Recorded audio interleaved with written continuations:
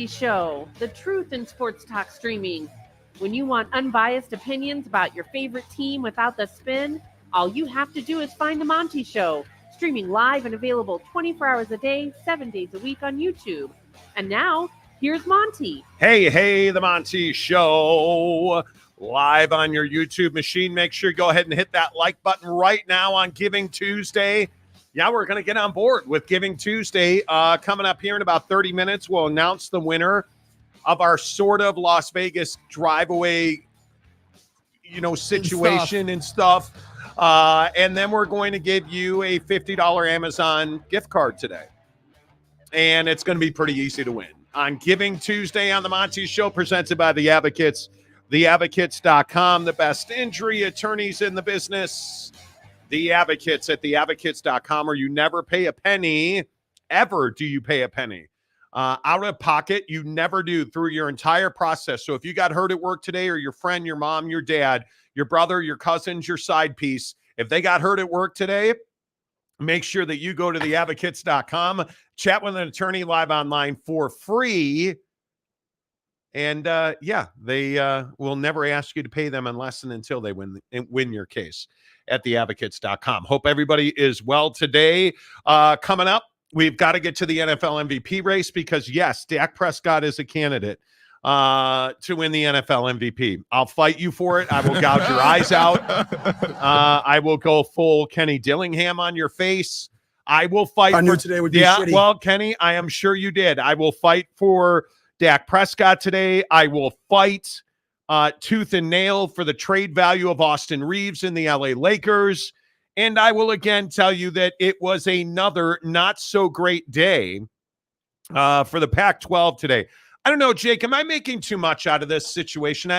The headline today, which I am fully, as an adult, responsible for about the Pac-12, says another dark day for the Pac-12. Am I making too much out of that? I mean, I don't think you're making too much out of it, but I also think that, there wasn't going to be another, result here. I mean, we kind of knew that, what was going to happen today was going to happen. And I think the hard part is that, with what's happened at Oregon State with Jonathan Smith and like just some of the other happenings around college football, that involve both Oregon State and Washington State in different ways. I think, today's outcome just kind of, just sort of piled on. Like, it just kind of, sort of didn't help anything. There wasn't like some, nice little boat that came down the river full of happiness. That didn't happen today. I mean, today was another, you know what, we're taking a little bit of a step back. The Supreme Court is basically saying that, hey, we need to put a stay in here and allow all 12 to make a decision. I mean, that's kind of not really what the two who are staying wanted to hear. So no, it isn't some awesome happy day, but it also isn't like doomsday either. I mean, there's also good news too, right? I mean, we're hearing that we're almost done finalizing this scheduling thing that you guys all know about with the Mountain West. So like there's some positivity, but overall, it just feels like kind of a negative situation that you're making the best of. Yeah, and if you didn't hear the news today, I want to make sure we get it right. The Washington State Supreme Court, on a request from the University of Washington, because again, remember where this case was filed. It was not in Los Angeles. It was in the Washington court system.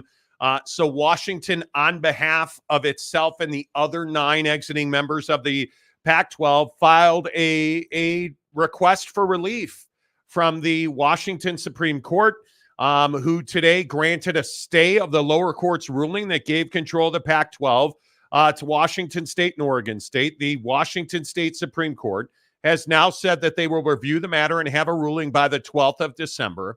Not ideal if you're the Pac-2. If you're Washington State and Oregon State, you really need to get on with the business of getting on with the business of football and basketball next year.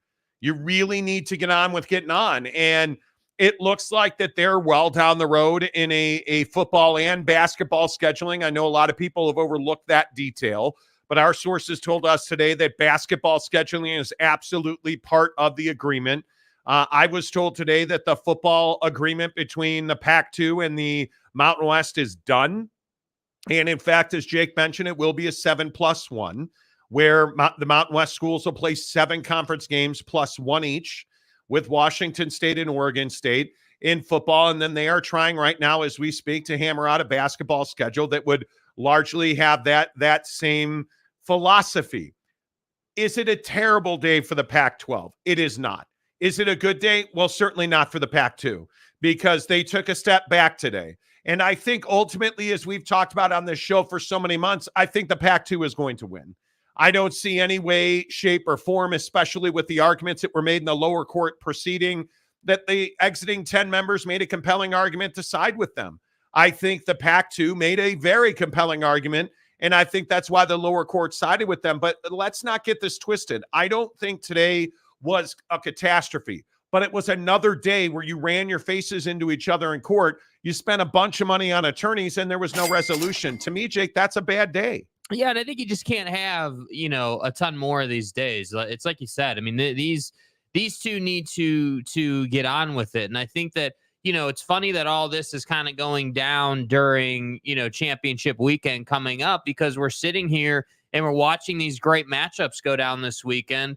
And it's like, yeah, by the way, the Pac-12 doesn't really exist anymore. That's over with. And we're sitting here later in the show going to talk about, hey, like Oregon and Washington's fate. And, some of these other brands in the Pac-12 or what was the Pac-12 moving along to their new situations. And I think that's what's difficult is it's this combination of, hey, our conference died, but we also have all this great opportunity for the schools that chose to go to greener pastures, if you will. And so then it's like Oregon State fans going to be out here crying a river about the Jonathan Smith situation and now this ruling today. And I understand it's frustrating. I get it. I'd be pissed too. But ultimately, you have to move forward. That's the one thing I think that nobody talks about with the Pac-12 situation. The Pac-12, even in its prime, was never moving forward. It always felt like you were just kind of sitting in the same spot with the same branding and the same excuses as to why you don't have a major TV deal and why most of your content is on a Pac-12 network that nobody watches. And why you're never a major player in the college football playoff. Correct. I mean, if we're being honest, like this year, oddly enough, on the way out the door, Oregon and Washington represent the best opportunity to win a national championship in the college football playoff that the conference has ever seen, I think. But I look at these situations. I guess the question, and so many people have asked me on Twitter, could Oregon State and Washington State have done better? I truly do not believe that they could have. I think they are victims of a circumstance that they had no control over. I mean, you have terrible leadership at Washington State. You have wonderful leadership at Oregon State, but you had a new president who really wasn't in the cycle. And Scott Barnes, I think, just didn't have the authority to act. And I don't think Scott didn't try. I mean, hell, we reported live on air that Scott Barnes was calling every conference commissioner that would pick up the phone. He called Tony Petitti multiple times. He called Brett Yormark multiple times. He tried to get Oregon State out of the Pac-12 and could not do it. He waited too long. And I think that was something like if you compare Oregon State to Utah, who chose not to wait too long, who got out at just the right moment. Could they have done that? Maybe. But is Oregon State the brand that Utah is? Certainly not. Well, and that's the difference. And that's what I think that, not that I'm trying to hate on Oregon State supporters or even the brand itself, but I think you got to know who you are a little bit here. It's not to say that you have a bad brand, but you're not as big a brand as some of the other folks who were in the Pac-12. And I think that inherently means that you have to be ahead of the curve. And for the longest time, I was saying that about Utah. Hey, Utah, like we're just sitting here waiting and waiting and waiting. We're not doing anything. You're going to get left behind. And then right at that last second, Taylor Randall and company did what they had to do, and now they got it done. And I respect them for that, and that's great. But Oregon State never had that luxury, and they didn't have that luxury because they weren't the one going to the Rose Bowl potentially 3 years in a row. Washington State didn't have that luxury because you weren't the one making noise in any type of bowl situation. That's what I think that the smaller brand in college football specifically needs to learn out of this Pac-12 situation. If you are not going to be a New Year's Six bowl caliber football team, then you need to be ahead of the curve. You need to be aggressive. You need to make sure that your future is not decided by the big boys in terms of just survival. You know, and what I mean is like, hey, not even conference affiliation, but just like, hey, like, what's our budget look like? Like, what are we going to do? Like, I don't want to be put in a position where, like, let's say Arizona's been put in with that financial mistake they made where they're cutting everything. But you look at Jonathan Smith now, I mean, the athletic director at Michigan State today talking about how he had been, you know, concerned for weeks that he would lose Jonathan Smith to other P5 opportunities. So he added a 7th year to his deal. So Jonathan Smith has been in that job for a month.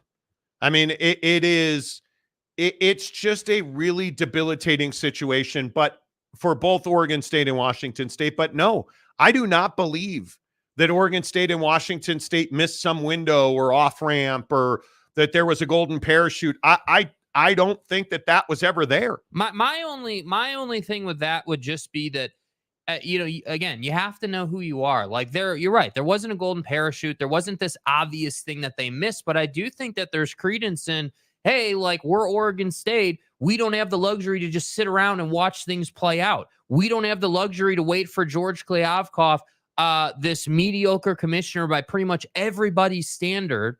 We don't have the luxury to wait for him to figure out what Apple can do for us. We don't have that luxury. We need to, you know, secure our fate. We need to be in a place where we know that we're going to be in a P5 or now a P4 conference. And unfortunately, you were not aggressive enough in the moment. And I think it's hard to lay that on Oregon State and Washington State because in the moment, we had never seen anything like this. So, no, you didn't miss a golden parachute or a yellow brick road or the Brinks truck backing up and you just didn't open the garage door. You didn't miss that.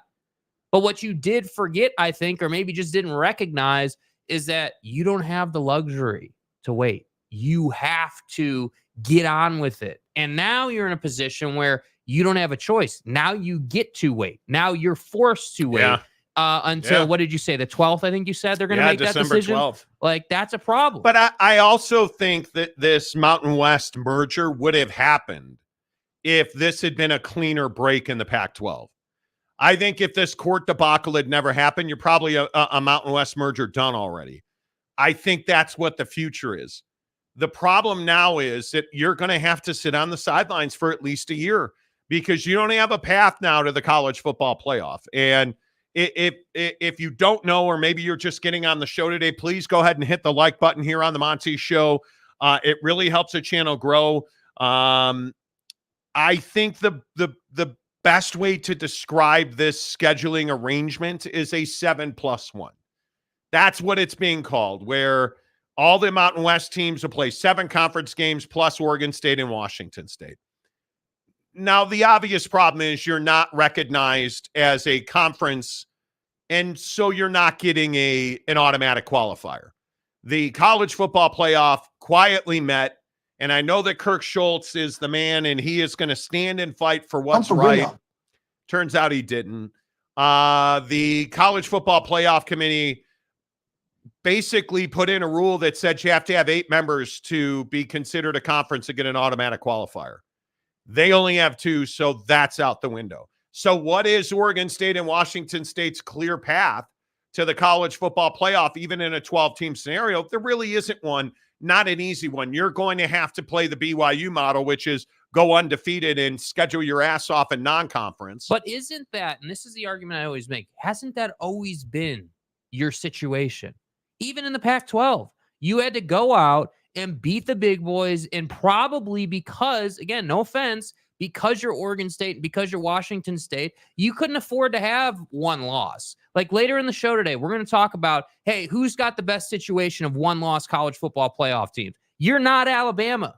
You're not Oregon. But you're not the SEC. You're not the SEC. Because the SEC, and again, we're going to argue over this, I guarantee it, but you don't have to like it. You just better embrace it. The SEC is going to have Georgia or Alabama in the college football playoff every single year, and it doesn't matter how many teams get in. When you're 12-0 Georgia, 11-1 Alabama, and that 11-1 Alabama team has the best resume in the country, arguably, if you win, you're getting in. I don't know that I can say the same thing about Oregon State and Washington State.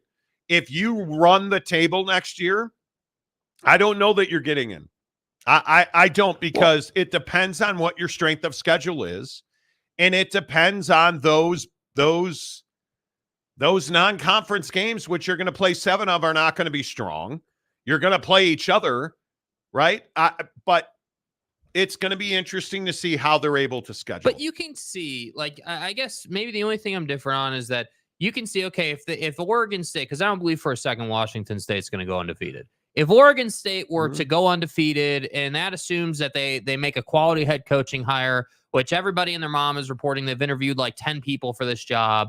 So let's assume they make a quality head coaching hire, and that head coach can go out and make some semblance of a quality roster with the pieces Jonathan Smith left behind. So if you can go and do all that, and then we can talk about you going undefeated in a 12-team scenario in the college football playoff, I think you could at least compete for a 10 through 12 spot. I think you could compete. Well, let's see what happens. Who are they going to lose? Who on the staff is gone? Is Scott Barnes going to be around?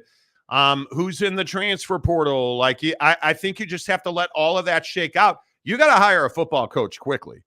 You have got to get your stuff together fast if you're Oregon State, because I don't think it has to be an absolute disaster. You can sell that you have a path to the college football playoff.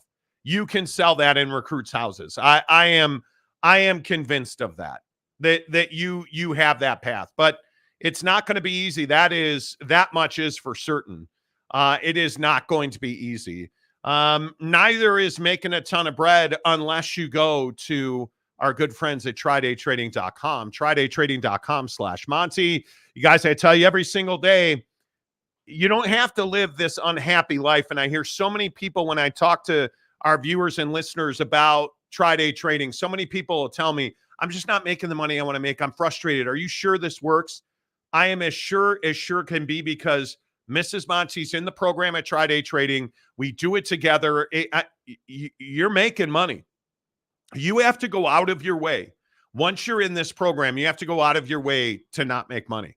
It's as simple as that. When you get the elite high-level coaching that you get at TridayTrading.com, you get the proprietary software, the leading indicators. I mean, they essentially give you the A plus B equals hit the trade button, right? They teach you, they walk you right down the road, and it's up to you to do the work at that point. And if you do the work with the education that they give you at Triday Trading, dude, you're going to make money. The people that trade full-time after they graduate from the TridayTrading.com program are making $1,000 a day on average. You have part-time traders making $300 to $500 a day on average. It's absolutely possible for you to pay your house off early, for you to quit that job where you hate your boss and you're pissed about your commute. You can do that at TridayTrading.com. All I'm asking you to do is take that $10 that you were going to spend on lunch, or really lunch. Hell, where do you get lunch for $10 anymore, right? Take that $10 and go to TridayTrading.com. You make a charitable donation for $10. They put you in their program for 30 days, and you get the entire programming, the coaching, the software.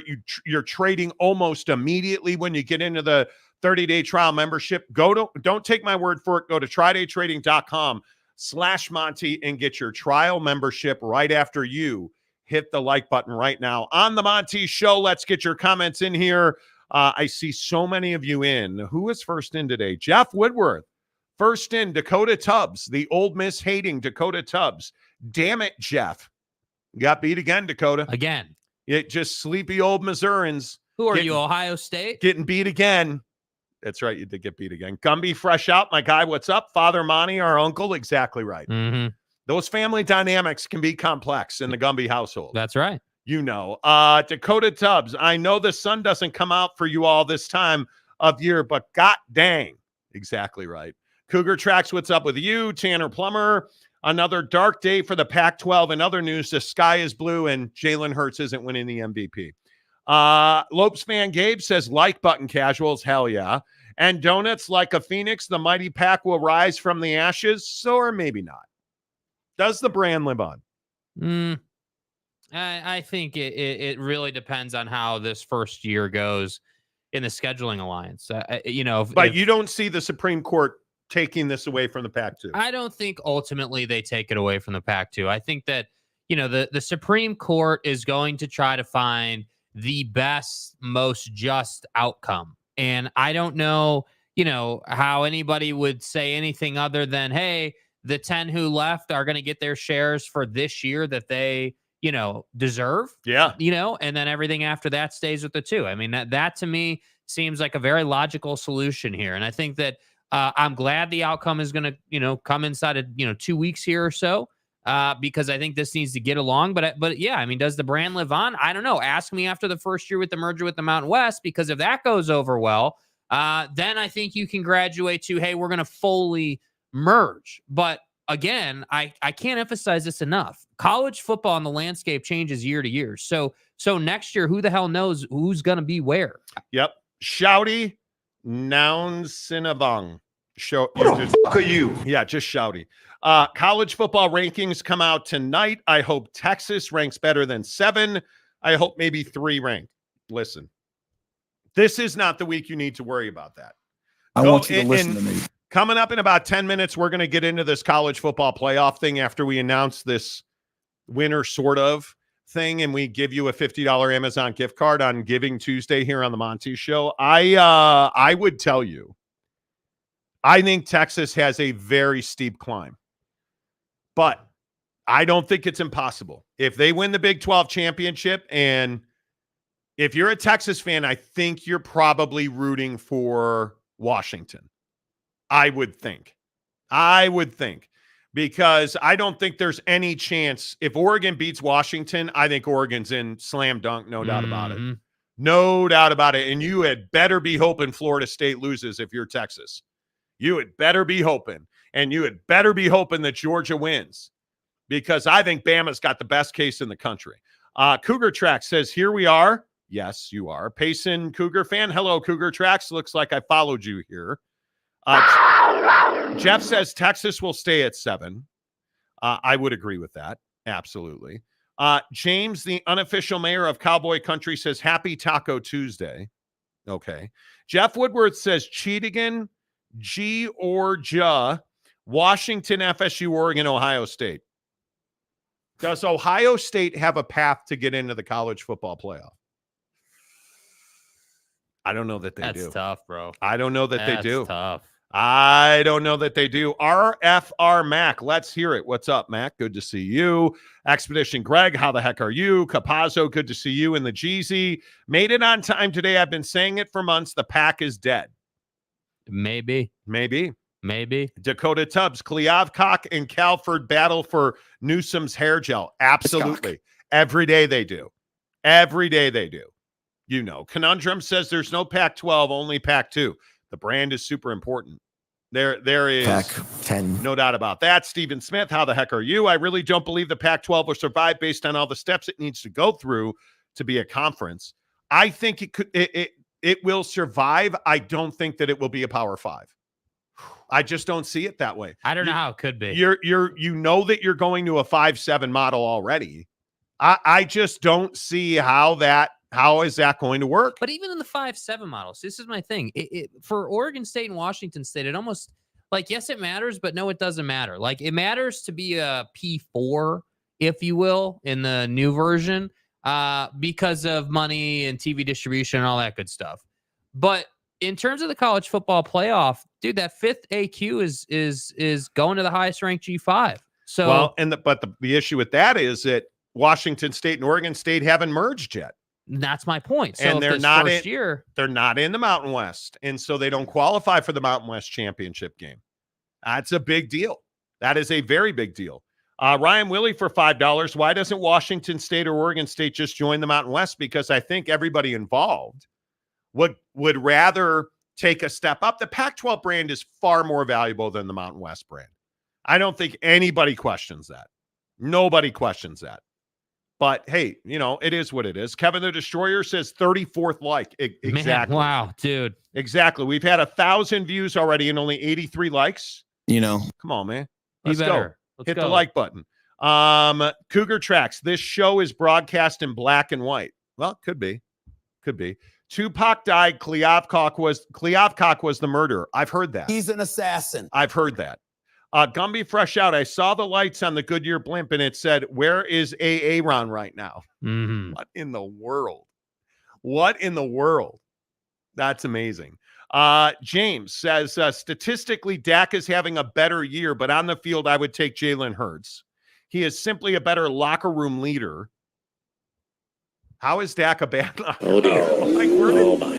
This is in no, I'm going to save it. No. Because I'm happy to die on the Dak Prescott hill. I'm happy to do it. You've been consistent. I am happy to do it. Tanner Plummer, Monty, why don't you run the pack too? You know, it is what it is. No. Jeff Woodworth, I try Cougar Tracks. What did Cougar Track? Your comments make it not a shitty day. Okay. Look, man, sorry to be offended by that. Let's see. Axe Kaz, Washington Supreme Court is also known as the Seattle Supreme Court. Don't count on them ruling against the Pac-2 and making up some nonsense to cover it up. I think it'd be very difficult. Here's the issue. It's a review. They're not being asked to rule on the case. They are being asked to review the lower court's process in decision-making. So it's going to be really difficult to rule against the lower court when the Pac-10 exiting members didn't make an argument. Pac-10. I mean, if we're being honest, the exiting 10 members just said, well, we want to take money with us. But on what basis? Well, really no basis. We just like money. That was that's essentially the argument they made. They said, if you allow the Pac-2 to do what we've always done over the history of the Pac-12, we're not going to get the money that we hope to get. That was really their argument. It was. They didn't make an argument. And then said it's not fair. Don't forget that part. It's wild. Boyd Lake says, yo, bros, how are the YouTube hacks? We're trying to make it through. We're trying to make it through. Jimmy Otson, it depends on what a win is. Wazoo and Oregon State will get to use the PAC name in the future. But if they want all the remaining TV earnings, they're not getting it. No, I don't think they are going to get it. I think they're going to have to give up a significant chunk of change. They need to settle and move on. That's it. And if I were the Pac-2, I would have settled with the exiting 10 members for the money that they are owed this year. That's it. Here's the game plan. Because I don't, in my mind, especially with Washington and Oregon, I mean, that's a lot of money that you're potentially out if you lose this case. That's a lot of bread if you get into the college football playoff. No question. Keep that in mind. And donuts for $10. Indoor Golf Fund new TV Mountain West contract will determine how fast the Pac-2 merge. No, I think that from what we've been told, the Mountain West has a thumbs up with their TV partners. Gloria Navarez came on this show and told us point blank, the commissioner of the Mountain West, she has ongoing conversations with her TV partners. And I thought that was particularly important because when you merge or you add or you subtract, members, yet you're opening your grant of rights. You have to go back to your TV partners. So she has a very good relationship with her TV partners for certain. Aaron Wilson gifted 1 Monty Show membership. Let's go. Appreciate you. And donuts, thank you for the Indoor Golf Fund, by the way. Speaking of Monty Show memberships, that we have been giving away a trip. And maybe, I don't know, do we let people vote on this? We kind of already made the decision, so you're pretty much out of luck. You know that we've been giving away the Las Vegas Raiders Drive Away presented by Sound Sleep Medical. SoundSleepMedical.com/Monty. It is a trip for 2 to see the Raiders and the Vikings December 9th and 10th in Las Vegas. Get 2 nights in a hotel, great steak dinner. We're going to send you to the Sphere, 2 tickets to the game at Allegiant Stadium. Is going to be amazing. Okay, all you had to do was go to soundsleepmedical.com/Monty, sign up for the free at-home sleep study. And you'll remember that as part of this process, OG Gary made a bet last week and lost his bet, so therefore lost his eligibility and had to pay us for, Super Chicks. Which he did. So he did, but he's out of the running, unfortunately for him. So here we are. So we drew the winner, and it's our guy, Ryan. Now, there is some intrigue here because Ryan, the first thing, what is the first thing he said? I don't want to take a bunch of crap from the listeners. Oh, what are you talking about, man? Okay, over what? Well, I don't want to go to Las Vegas. Stupid ass question. What do you mean, dude? Like, do you guys see? We try to do these. Do you understand how many hours goes into? Oh, I don't know. Like, let's see, booking the Sphere, booking dinner, fighting to get tickets to the Sphere. Like, come on, guy. Pulling strings. I don't want to go. I don't want to go to Vegas. Well, why is that? Because I live in Dallas. Okay. So it turns out Ryan is from Utah originally, born and raised in Utah. Has all his family is still here. Sent a family member in who got a sleep evaluation. Everything was great. It was awesome. He wins and he's like, yeah, I don't want to go to Las Vegas. Schemers trying to control their little world. I want to go to the Big 12 championship game. So now in the comment section, of course, we want your opinion. Should we hook him up with Big 12 championship game tickets? It's a Big 12! He didn't want, I offered him Bob's, chop house, steak and chops. Our guy, Boss Frog, gave us a recommendation, sent us there. He said, no, I just want tickets to the game. It's Division I football! So do you give him... Can you do something for me? Do you give him tickets to the game? Like, come on. Or do you like, Jesus. And the other thing is he doesn't want to be outed because he knows that you mongrels are going to come for that ass. Here I am. I'm putting stipulations around the next giveaway. I'm just telling you guys that right now. There will be in the future. So the answer is, yeah, we gave him tickets to the Big 12 championship game. In the future, like a little girl. Yeah, in the future, we are not going to do this. No, because not. I put a lot of legwork. No, I. Okay, that's enough. Stop, please. I put a lot of legwork into trying to get tickets to the Sphere. And I'm a little disappointed that is not going to work out. So, it's ridiculous. Yeah, and I'll tell you. I want to go to Vegas. I want to go to Texas.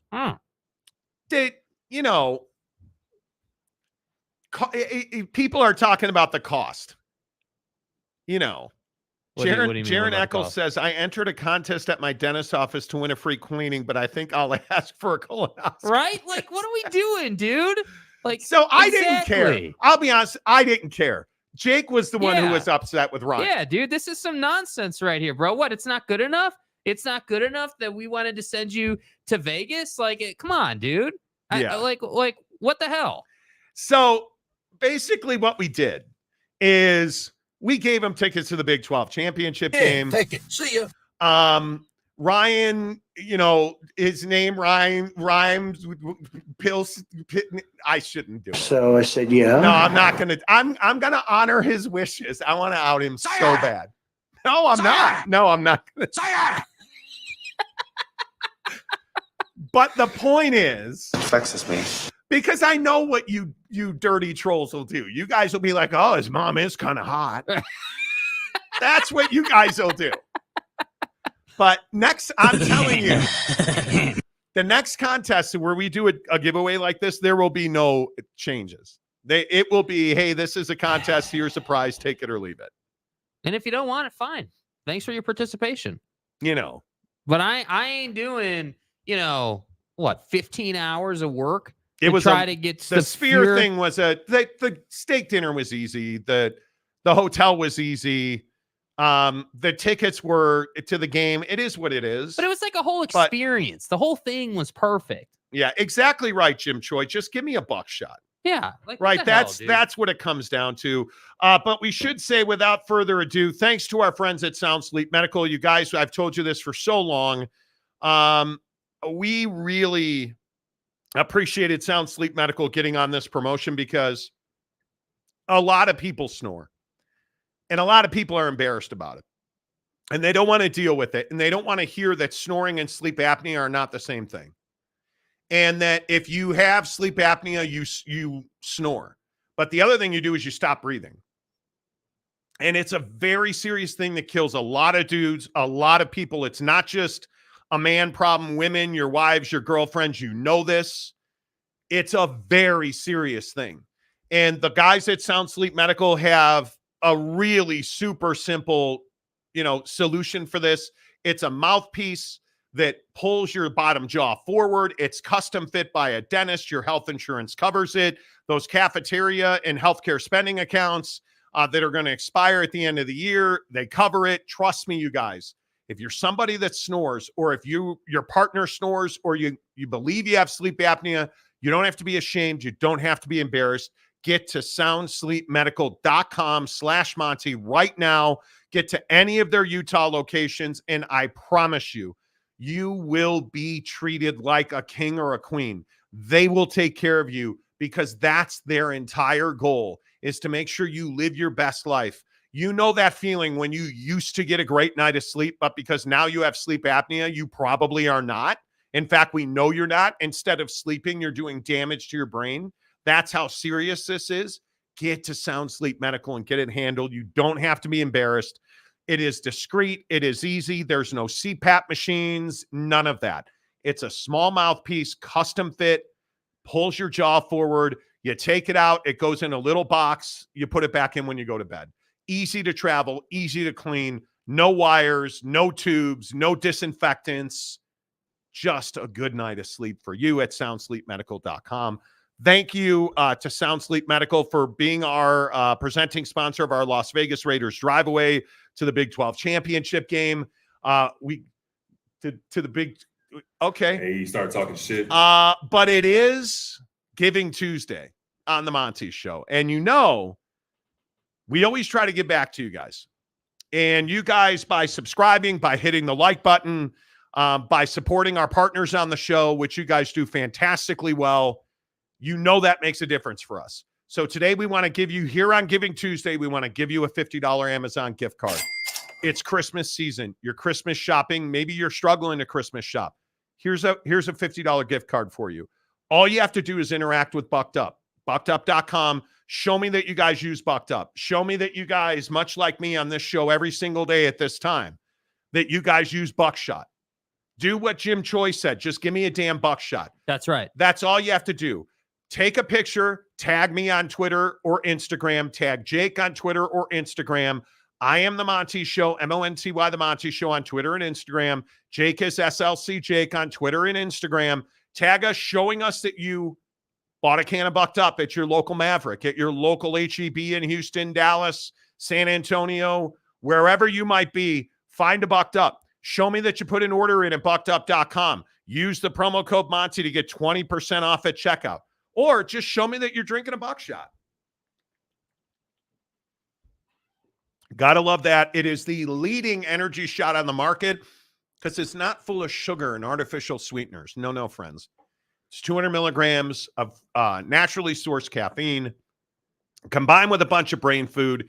It is phenomenal. It's a headache cure. It's that thing you need to get you through that pivot table or that Excel spreadsheet or that big sales presentation, the conference call.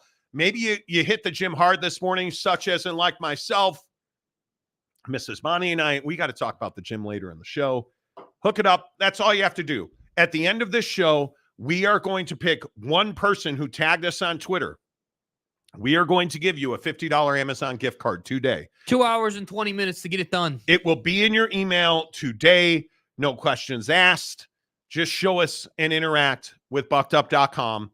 Any BuckedUp product, a can. If you live in Utah, go to any of their retail locations. Take a picture. Show me you're in one of their retail locations. I'll hook you up with a $50 Amazon gift card. It's that simple. And I want you to understand, we don't take you for granted. Thanks for being here. Couldn't do this show without you guys. It's Giving Tuesday. Let's hook you up. That's what we're trying to do. G-Off, what's up? Well. Where's my guy? Where are you, a Cub fan now that Shohei Ohtani is going to Chicago? Hey, man, we bought a house and 2 apartments last week. I could really use a gift card. Wow. What's up, dude? Congratulations. Crazy, man. Congratulations. Unbelievable. Let's see. TJ Beck for $50. Thank you. Thank you, TJ. 2 years of funding at the P5 level with the money maybe from the Pac-12 proceeds. Oregon State will be out of money. At the stadium debt load combined with the private donors fleeing on stadium payments, Oregon State has to go to the Mountain West and pull their horns in to survive. I don't disagree with that at all. I think what the best case scenario is that you merge with the Mountain West and the Pac-12 brand lives on. I think that's your best case scenario because you have really quality programs. I love the Sean Lewis hiring at San Diego State. Really well done. And you guys know I've been very critical of the administration at San Diego State. This is a great hire. This is a great hire. There is no way to spin it. There is no need to spin it. This is a great hire. I think it is absolutely imperative that if you are San Diego State, Fresno State, you Air Force, you need to keep winning games. And if you are Oregon State and Washington State, you need to keep winning games, particularly if you are Oregon State. Dude, you just got to keep rolling. Lopes fan gave for $5. That's not how any of this works, doofus. The prize is the prize. If he doesn't want it, redraw. No more Grococks in here. Oh, wow. Okay, pulling the OG string. So way back in the day, in the early, the infant stages of the program. Yeah, when we would have like 5 people watch the show total. Corey Grocock from Australia showed up one day. We were giving away a PlayStation, I believe, or an Xbox. Xbox. Maybe we should do that again. Maybe we should. We're going to try and hook you guys up for Christmas. Trust me. But point being that Corey Grocock came in and said, hey, if I can get, 10 people to say I win. To say I win, will you give me the Xbox? And like a sucker, Jake was like, sure. And it was an avalanche. Freaking man. And it was an avalanche. Everybody was like, yeah, 40 people. Give it to him. Give it to him. Give it to him. Give it to him. Give it to him. We gave it to him, and people were pissed we gave it to him, even though everybody was like, give it to him, give it to him, give it to him. And then we had the argument about a hot dog being a sandwich. You know, sometimes there's no winning just for losing. Cougar Tracks, if they stay in the Pac-2, they have a 50% chance of winning a conference championship. See what he did there. See what he did there. There's 2 teams and 50%. Doesn't math. Work that way. Jeff Woodworth, Grocock is giddy. Prove me wrong. Dude, I was thinking it. I'm not going to lie. I was thinking it. Wow. Gumby Fresh Out says, Uncle Monty still owes me a free PS5 from Black Friday. No. Tanner Plummer, I could use another Xbox. Tanner won an Xbox. Yeah, do you even play your Xbox, dude? Like, come on. Those were the days. Gary says this hire will get San Diego State the pro rata they don't deserve. You ought to know you bought it. Stop. I don't even. T-Duck. Hello, T-Duck. Mountain West pays $5 million a year at death. Well, you would assume that they would get more money if you add 2 Power 5 programs like Oregon State and Washington State.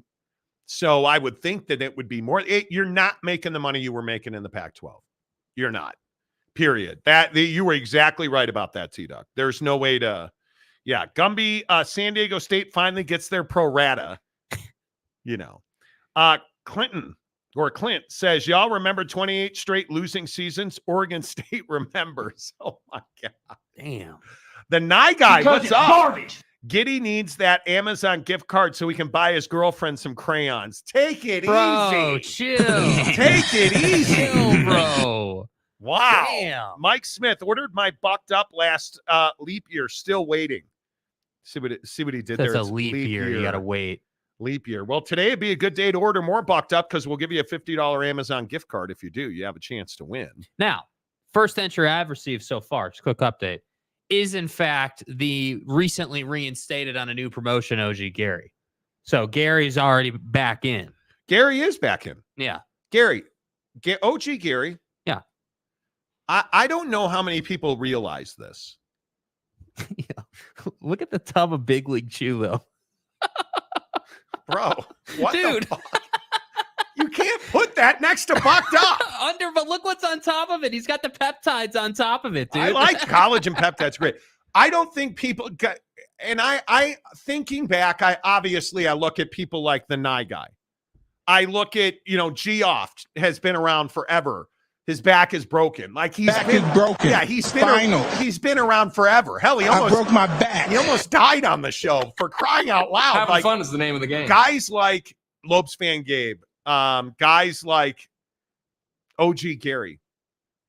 You guys are the core of this show.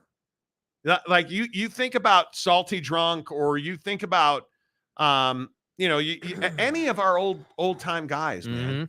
Like you guys are what make this show what it is, and I really appreciate that.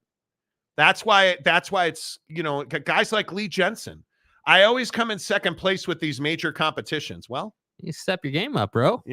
Boss Frog, Uncle Monty owes me a bottle of Camus. I mean, why all of a sudden do I owe you people everything? Yeah, I'm not talking about that. Well, that's like isn't that like $100 bottle of wine? What are you talking about? We're supposed to you and Jake are supposed to golf together. And pardon me. I'll get you a bottle of Camus. I can get you some Camus. I can get you a toe.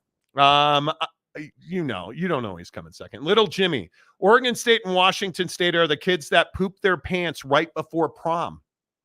No one wants to be their date to the dance. They must have oats every morning and every night. I don't, Noel, I wonder if Giddy gets a standing ovation at Minnesota like he did at Oklahoma the other day. I'm going to say that's not going to happen. I'm guessing that doesn't happen. Yeah. I play my Xbox. Do you still destroy national parks, Jake? I don't actually. Just parking lots nowadays. Yeah. Aaron Wilson, just a bunch of exclamation points. What are we exclamation pointing? Hello, AW. I have 14-minute window to listen to the show. Boss Frog, did you get us on yet, or what's the deal, dude? Yeah, we're going to Vegas with Boss Frog on the 21st, 20th, something like that. I've been a rich I'm bad man. with dates, Yeah. Hello, Clint it's Moses. Clint Moses says spinal. Exactly right. Aaron Wilson, I'm a new listener. Nah, dude, you're like an OG to us. If you think about Growcock, hey man. Aaron Wilson, LOL, am I the absolute core of this show? Phantom, you are. You are. You're one of our guys, dude. Yeah, where's Victor's the way guy? Yeah, where's Big Daddy Magic? Yeah, where's dude? Monty was giving away a PS5 the Friday when Colorado bolted to the 12. Still waiting. Was I really? I don't think I was. Monty, you owe me RSL tickets. See, I can do it too. Get the hell out of here, bro. Fill in for somebody. We took a whole group of listeners. Don't try to fill in for somebody, dude. Real. You owe us because it's the giving season. I try. Jaron Eccles, instead of a $50 gift card, can I have 56-degree wedge? Only if you join Team PXG, bro. I can get you a wedge. Yeah, I can get you a wedge, dude. You want a 60? I can get you a 60. Yeah, Jaron, where were you all summer when we were playing golf? Like, come on, bro. Come on, man. The Nye guy, I ran into a Growcock in Call of Duty. Coincidence? Did you really?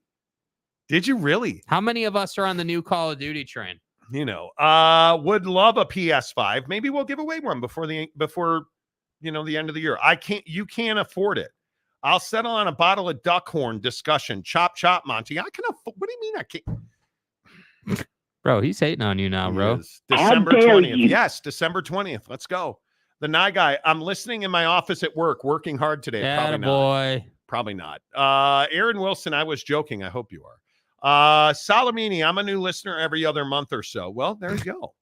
Where's the Italian? Everybody counts. Hit the like button while you're here. That's imperative. Let's see. I went to RSL. It was fun. It was fun, Gary. You and your lovely bride were there. That was great.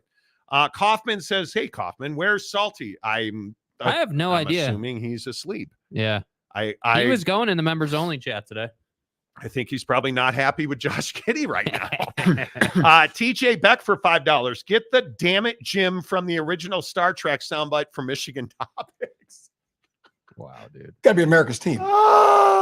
That's a great drop, TJ. That is a great drop. Yes. What happened to the barbecues? We gave away smokers from Barbecue Pit Stop on the show. Yeah. Oh my God. Dude's name that we gave the barbecue to. I can't remember. Chris Karn. Chris Karn. Yeah. Yes. Another oldie. Yes. Absolutely. Jaron Eccles, I haven't played golf since June. It's been a brutal summer. Got to get new clubs for next year. Dude, PXG, dude. DM me, bro. We got your guys. We got you, bro. We absolutely, man. Let's we'll do hook it. it up. Aaron Wilson, I've never had a console before, just PC. Okay. A console. Listen, if that's what you guys want as a Christmas gift from us to us, we'll do that. We'll do that.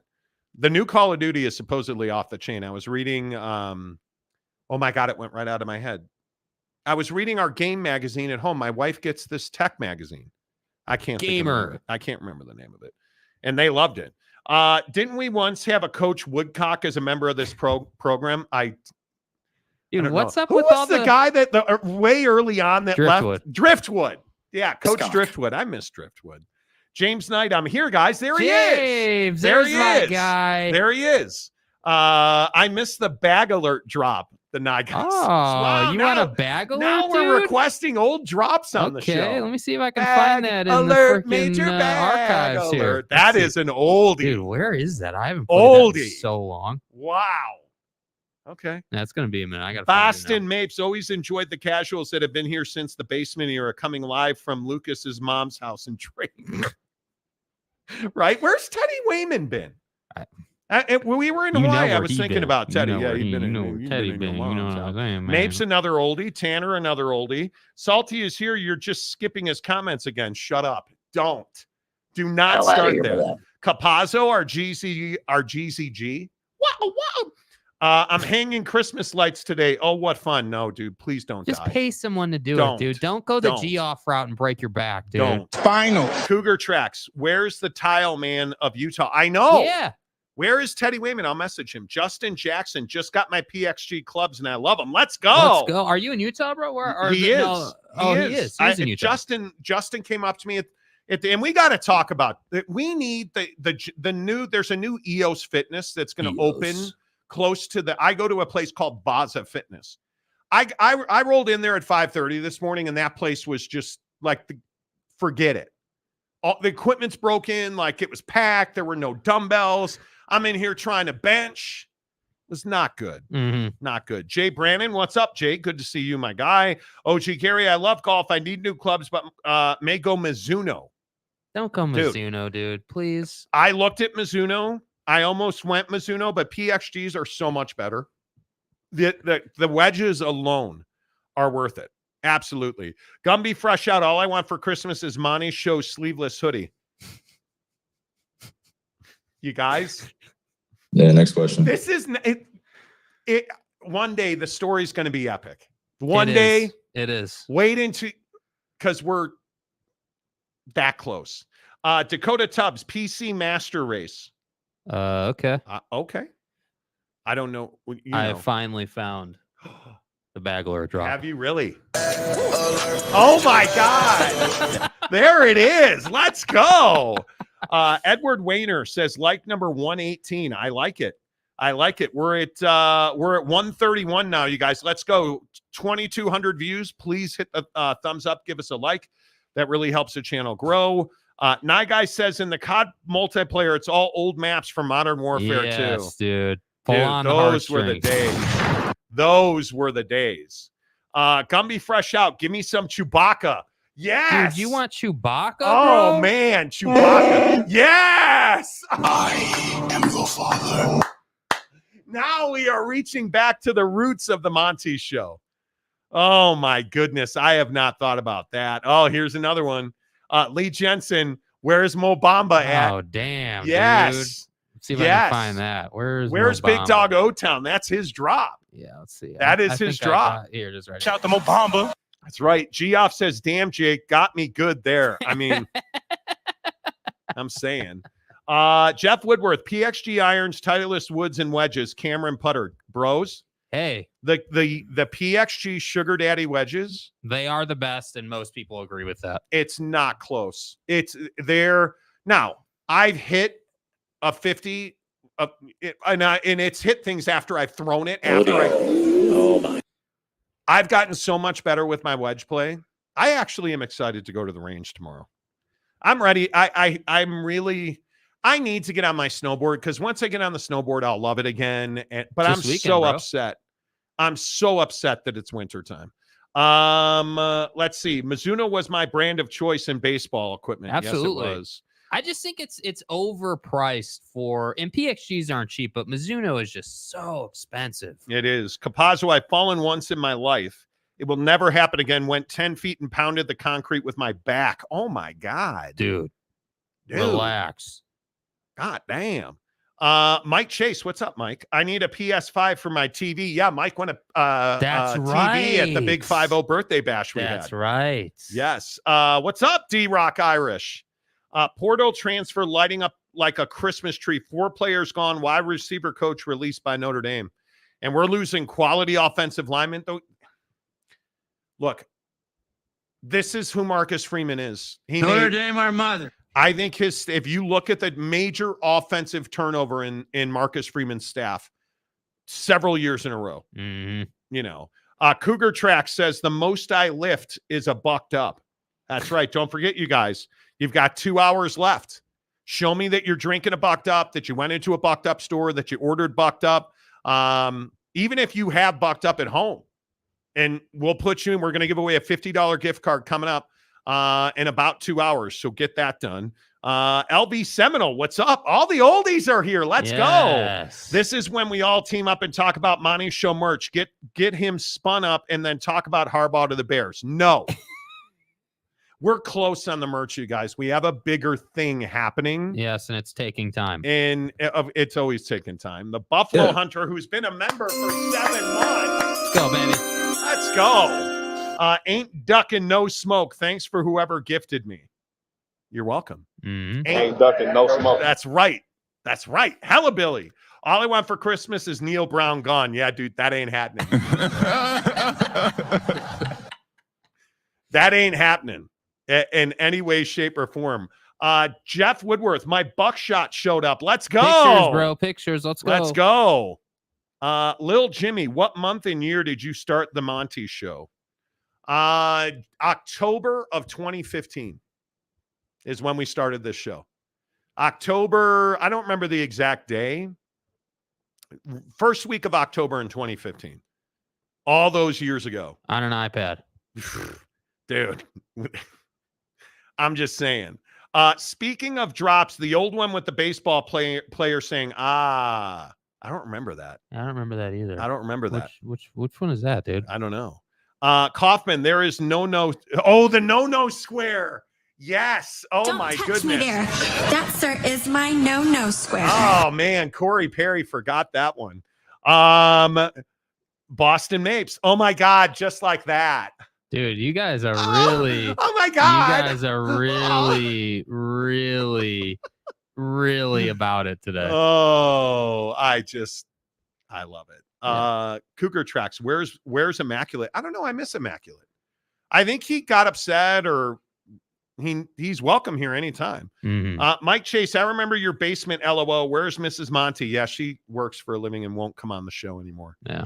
I think Tanner pissed her off, so she won't come on the show anymore. Oh, look, it's Tanner. I remember the first drop I heard on the show was Bojan Bagsnatchovich. Yeah, I had to get rid of those, bro. Man, we pissed off so many people with those, dude.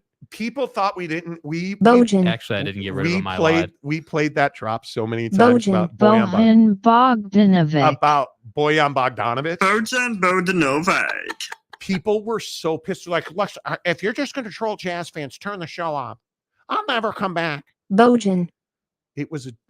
That's how the Google pronunciation tool pronounces Bojan Bagsnatchovich. Bojan. It was so many Jazz fans. The Google pronunciation tool is quite productive. Macaque. Jesus. Come on. Let's see. OG Gary, a set of PXG is way too much. Just a driver will do. But you guys are all on sale. That's what I'm telling you. We know the rep. So yeah, and we kind of know some people. Yeah, saying. We kind of just know some people. OG Gary, you're all convincing me with the PXGs. Want to try it out first, dude? Come play. Let's go. You're welcome. You can swing mine. You can go see our guy Garrett Van Dyke, who will let you swing them. Absolutely. We should ask if we can give away a set for Christmas. We really should. We should ask. Forget the game console. Give away a PXG driver. I could absolutely. We can ask. I can absolutely do that. I'm telling you, that I'll you know what? I'll send my guy at PXG. We happen to know some people who are not at the bottom of the totem pole. We're in a control position. You know, Joseph Harper, I will retire my Seahawks hat for a Monty Show hat. Oh, I can't talk about it. you can't talk about it, dude. I cannot talk about it. Can't do LB it. Seminole gifted 10 memberships. Oh, What? okay. Oh, Love it, you guys. Yeah, I love it. You guys are amazing. I appreciate you. Look at Joseph Harper. Hey, let's go, Joseph Harper. dude is in. Love that. Joseph showing off his buckshot. Way to go, my guy. Appreciate that. Aaron Wilson showing off the buckshot. Way to go, Aaron. He's got the Texas Tech hat on. Pew pew. Love that. Frank Nitty, how about you with an order at Bucked Up? Let's go. Gotta love that. Look at you guys. Dude. We're trying to give it away, you guys. We want we're gonna do it as often as we're available. Every Tuesday is Giving Tuesday in some form or fashion. Mike Smith, Tiger's ex-wife wins PXG club, goes tiger hunting. That's cold-blooded. Hey, Chris Karn is here. Oh. How about that? Mrs. Monty, stop coming on the show because Monty won't do the dishes. Wow. Oh, well, see? wow. That's a reference because Mrs. Monty hates the way I load our dishwasher. Hates the way I load our dishwasher. Yeah, you got to load it in better, dude. That's when I...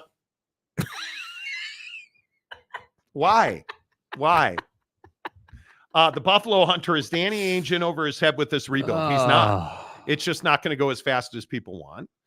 Cougar Tracks. Pings are good clubs. I wasn't very good, but they were. Pings are great. Mm-hmm. Pings are absolutely great. All right. Hour number 2 of the Monty Show, as always, presented by our good friends at The Advocates, theadvocates.com, the best injury attorneys in the business, theadvocates.com. Make sure that you get to their website. Listen, if you guys have been hurt at work, car accident, with all the winter weather coming in, obviously traffic is not great. You're going to get in accidents. It's going to happen. Get to theadvocates.com.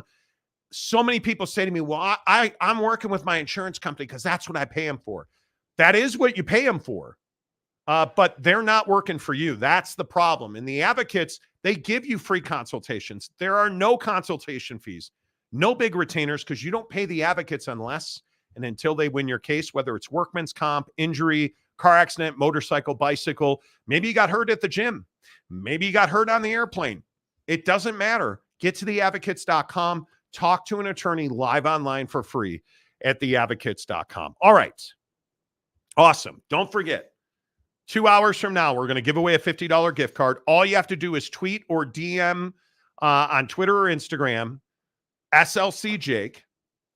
And let's just have it go to Jake, SLC Jake. Do it. You interacting with Bucked Up. That's all you have to do. If you interact with Bucked Up, we're going to give away one $50 gift card coming up at about 5 to 5 East Pacific, and about 5 to, 8 Eastern, 6 Mountain. So you got 2 hours to do it. Hit up Jake on Twitter or Instagram, SLC Jake, SLC Jake. Do it. Tag him in a picture. That's all you have to do. Hook it up right now, SLC Jake. Who's in and who's out in the college football playoff? I think this is a big one because it's conference championship weekend. Now, I would tell you that whatever happens tonight in the college football playoff rankings, is it significant? Of course it is. But here's the truth. When you look at Georgia, Alabama, one of those two teams is not going to the college football playoff. You look at Washington and Oregon, one of those two teams is not going to the college football playoff.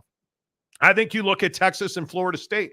One of those two teams is on the outside looking in. My question is, what about Ohio State? Is Ohio State in? I think the only way Ohio State is in is if the top 4 lose in their conference championships, which I don't see any way that Michigan loses to Iowa, with all due respect, to Kirk Ferentz and friends in Iowa City. You're not beating Michigan. That's not happening. Michigan's in. I don't even think it's a question. The question is, what if Alabama beats Georgia? Is a 1-loss, 12-1 Alabama team in the college football playoff? Well, you might not like it, but the answer is unequivocally yes. And this is one of the most hotly contested debates I think that we have. If Georgia loses to Alabama, is it justified to keep the SEC out of the college football playoff? And I would tell you it's absolutely not. Georgia and Alabama both could make a case at that point to be in the college football playoff. If Alabama beats Georgia, they by far have the best resume of any of the teams in this country, I think, bar none, to be in the college football playoff. To win the games they've won, to beat the likes of Ole Miss, LSU, Georgia, would be unbelievable. And their one loss is a very good loss to Texas. I think there's no doubt, Jake, the SEC is getting a team in whether we want them to or not. And the reality of the situation is the SEC is the best conference in college football. Nobody seemingly wants to say that. And so, you look at the ranking, and for all the SEC haters out there, I'll just pose you this question. If you think that, if Alabama wins that game against Georgia, and that means that the SEC shouldn't be in the college football playoff, if Alabama or Georgia played Washington, who you think's coming out on top in that game? Because I have a hard time believing Washington's beating either of those two, or Oregon, or Florida State. That's my issue, is that even a one-loss SEC team is better than your other options. And yes, I know Alabama started slow this year. They had that loss early. They, didn't come through at home against Texas. Like, I get it. I understand it. But now they finished the season incredibly strong. And Jalen Milroe is right in that Heisman conversation. That's right. And I think what's difficult is that this is an untraditional path for Nick Saban and the Crimson Tide. Typically, they're sitting on top of the stack looking down at everybody, or level with Georgia. And we're just sitting here talking about who the other two are going to be. If you guys remember, I mean, that's typically how this goes. So yeah, there's no way. Like, I look at, these other teams that are kind of pushing Alabama out right now. No way Ohio State should be in the top 4 tonight. There's no way. You lost that game. It is what it is. It's time to move along. I look at Washington. Washington should stay, in my opinion, until they lose to Oregon. That should be how that works out. And at that point, then we got to talk about Florida State. Because if Florida State, Washington, Oregon, Bama, and Georgia are all one-loss teams, now you got a problem if you're not in the SEC.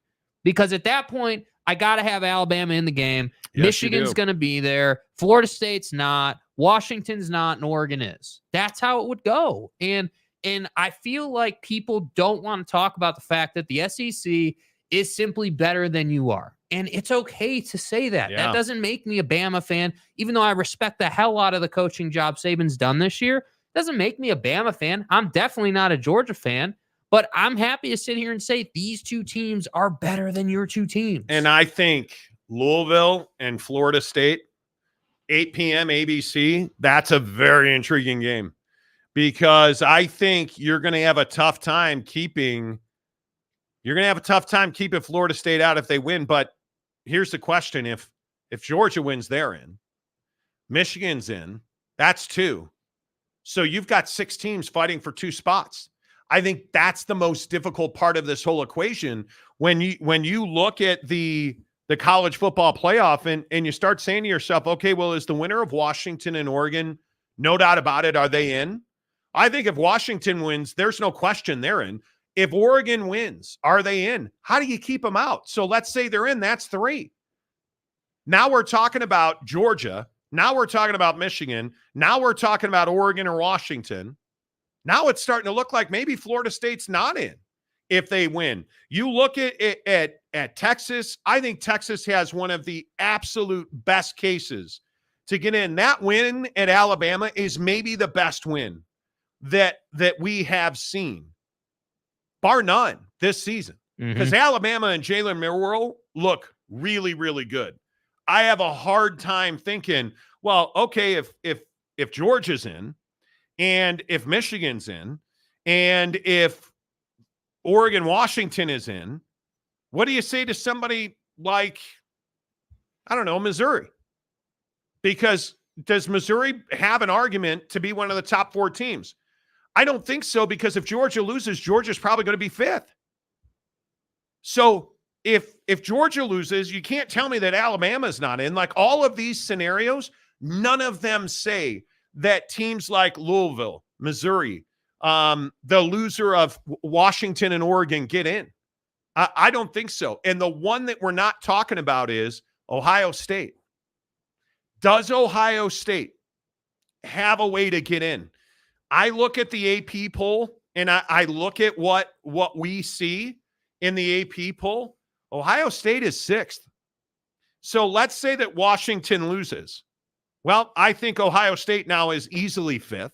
Let's say that Florida State loses to Louisville. I got to think you bump Ohio State up to 4th. Mm-hmm. But you know what the problem with this argument is? Ohio State's not playing a game. And what happens if Texas wins the Big 12 championship? Because again, remember, they will be Big 12 champions, but their strength of opponent is the weakest strength of opponent, I believe, in any conference championship game with Oklahoma State. And I think that's a major problem for Texas. If Texas wins the Big 12 championship, are you really telling me they're not getting into the college football playoff? Yeah, I think they have to be there. And I think when you look at the AP poll there's a clear path to how this all works, right? We have the top, Georgia, Ohio State, or what was Ohio State, right?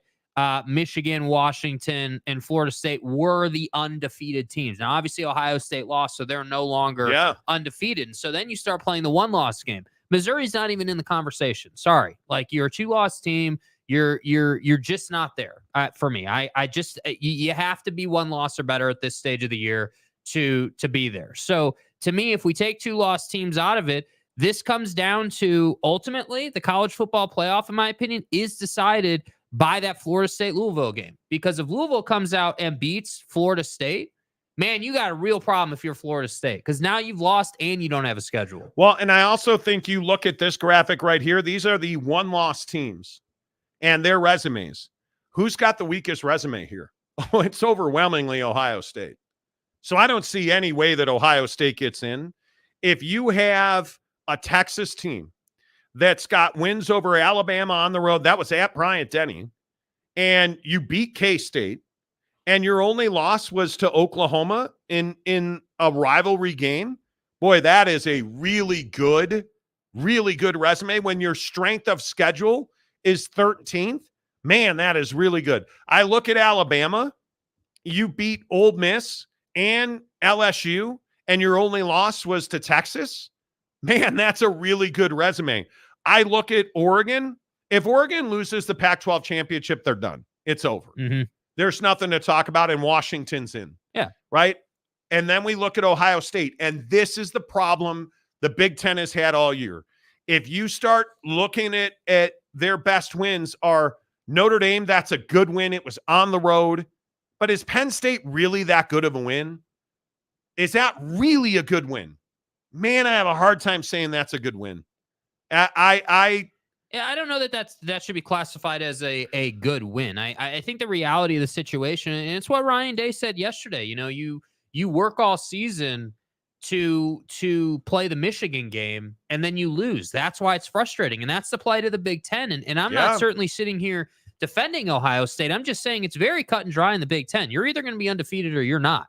And if you're not undefeated, you have no standing in terms of playoff football. And that's what I think is difficult. And that's why, this stuff with Ohio State is so interesting, because they're in a position where it's out of their control now. The reality of the situation is if you want to be in the playoff, you can't do anything about it. You would need just on a surface level, you would need Michigan to lose. You would obviously need, Washington to lose. You would need, Florida State to lose. Certainly, like you would need a bunch of these really good teams. You need to lose. Yeah. Yep. Harry Austin for $10. So why play the games, Jake? If Texas beats Bama in Bama by 10, and if Bama beats Georgia, Bama is 100%. But Texas would be in over Georgia because of the conference title, and they beat Bama. I think that's perfectly logical. Yeah. I think whoever wins the SEC championship and whoever wins the Pac-12 championship, they're in. Yeah, the difference is, and I appreciate the question, the difference is that Texas isn't playing in the SEC this year. You're not playing an SEC schedule, and the Big 12 was not good this year, in my opinion. You had a 2-team conference that basically controlled the conference the entire year, and you never really had another team that really contended. Now, does Gundy deserve a lot of credit for the turnaround? Absolutely. But we're sitting here talking about teams like Texas Tech and Baylor and, K-State. getting burned to the ground. But Kansas was a good win for Texas at the time. At the time it was. But again, my point is you can't sit here and say that Texas has played some amazing schedule in the Big 12 specifically. Like in totality, they have a good resume. But in the Big 12, Kansas is a decent win. I think the absolute ass kicking they dropped on Texas Tech helps a lot. It's recent. It's 57-7. Like that is an absolute, I think, important game because the reality is when you have a bunch of human beings sitting around a table arguing over who they think should be in and who they think should be out. The truth is that Alabama win was a long time ago, man. That was week 2.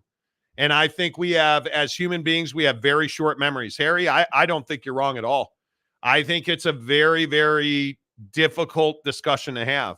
Al Bundy says, Finebaum said today that an undefeated Florida State won't get in because the college football playoff doesn't want another TCU situation. Texas will get in over Florida State. I think it's not another TCU situation that I see. And again, I'm not Paul Finebaum, and he's clearly more intelligent than me. But I look at a situation in the ACC with Florida State, and I understand that they would be, 13-0. But your best player's not there. The guy that carried you, and you then, without him, struggled to beat Florida, that's a real problem for me. And I also think, let's not forget, Louisville's not going to roll over for anybody. No. And I think that is going to be a very difficult game. And that's a 7-1 ACC team. And, what are they, 10-2 overall? I think they're going to give you everything that they got. And again, the two losses, and they are a 2-loss team, right? Yes. Yeah, the 2 losses, it makes it difficult. But again, if you can be an 11-2 team and you handed Florida State a loss with that weak-ass schedule that they've played, that to me, if Florida State loses to Louisville, that's a death note. You should not be in the college football playoff at that point. But I think the bigger question is, what if, and I think they may well beat Louisville. Yeah, maybe that I think that creates some problems, man. Like I think that it's going to be, I don't know how you keep Texas out if they win the Big 12 championship. I think that is the biggest conundrum. And my opinion is Georgia's going to beat Bama. I think they're in. Michigan's going to beat Iowa. They're in. Oregon's going to beat Washington. They're in. And I think Texas is going to beat Oklahoma State, and they're going to get in. So Bama's not in. Bama's not in because I'm not willing to pick against Georgia because they have not lost. And they have been really goddamn impressive every time I've seen them. And I think that makes it very difficult to pick against them. It's so in the comment section, where do you guys come down on who do you think are your 4 playoff teams? If you had to pick them today, and obviously we have to play the games, and I totally get that.